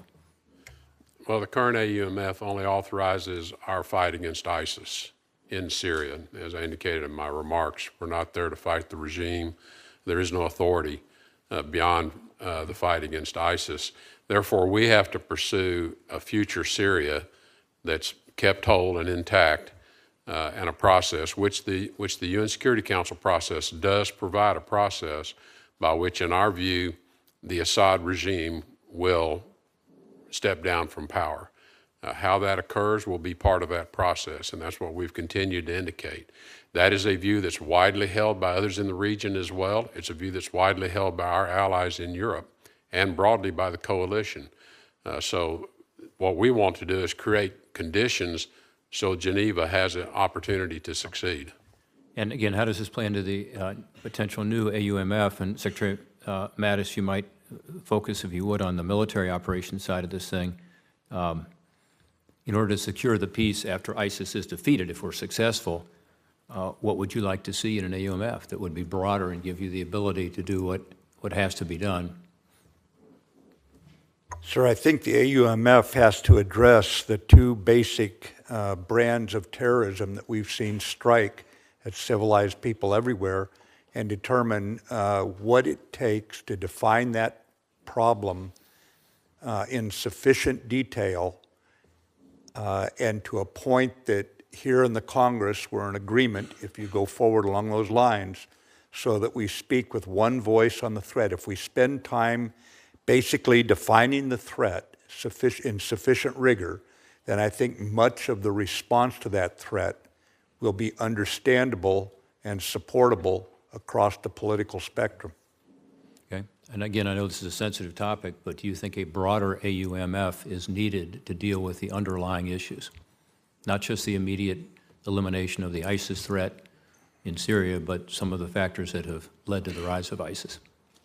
It could do that. Senator, properly constructed, it could do that. I think it's a question of, after we are successful, as we're having success now, how do you stabilize these areas? And is there any military role for that stabilization? I'm not, I'd have to think about it further as to whether it's a military role or whether it's really, we equip, which is what we're doing today, we equip local capacity to maintain the security of their communities. And as I said, and as even as Prime Minister Abadi noted, armies are not good at police, as serving in a police role. They're not trained for that. So we have to train security forces that are able to provide a policing function to maintain stability and security for these communities, which helps tamp down the conditions that give rise then to this violent extremism again. No question. I guess I'm just again, I'm out of time, and I appreciate your condolence in allowing me to go a little over, Mr. Chairman. But I do think this is a discussion that we can have as part of this potential new AUMF is, what is the broader strategy here that we ought to be pursuing to avoid getting back in the fight again? Thank you, Mr. Chairman. Thank you. And before I turn to Senator Cardin for his closing comment, on that note, I mean, you guys, I just want to be clear, people are tuned into this, you're not asking for an authority to go against Assad. No, Senator. And if you attempted, if you felt you needed to go against Assad as part of the broader picture that Senator Portman was bringing up, you would come to Congress because we would then be going against a country. Is that correct? That's correct. Senator Well, Cardin. Mr. Chairman, I first want to thank both of our witnesses for their service to our country and their participation in this hearing. There may be some disagreements about what the AUMF covers currently and what Congress should include in a more up-to-date AUMF. That's a healthy debate that we're having. There is no debate, as the chairman's pointed out, about our resolve to go after terrorists who are attacking our interests and our allies, and we want you to have the ability to root them out and destroy them. So there's no disagreement about that. I just would sort of conclude on this, and that is, I think there's a real willingness of all of us to try to work together to modernize the AUMF. So we're going to try to be able to do that. But I particularly want to thank you for the direct answers to our questions. I think you were very clear in responding to the questions that have been asked by the members of this committee, and that's very encouraging because this hearing, I think, has been extremely helpful to us to try to sort out how we can best represent the national security interests of this country. I agree. I want to thank you both for coming, for your service to our country, for the concrete answers that you gave. Obviously, the next logical step is for us to mark up an AUMF. And I would just ask while you're here that you agree to work with us promptly, and the work period's short. We've got other issues to deal with, and that you would both use your resources to respond quickly to questions we might have legally and otherwise relative to an AUMF. Will do. Absolutely. Yeah. Again, thank you so much. There will be additional questions that will be, we'll take those through the close of business Wednesday to the extent you can answer those promptly, considering the other duties you have. We'd appreciate it. Again, I cannot thank you enough for your service and for the time you spent with us today. And with that, the meeting is adjourned.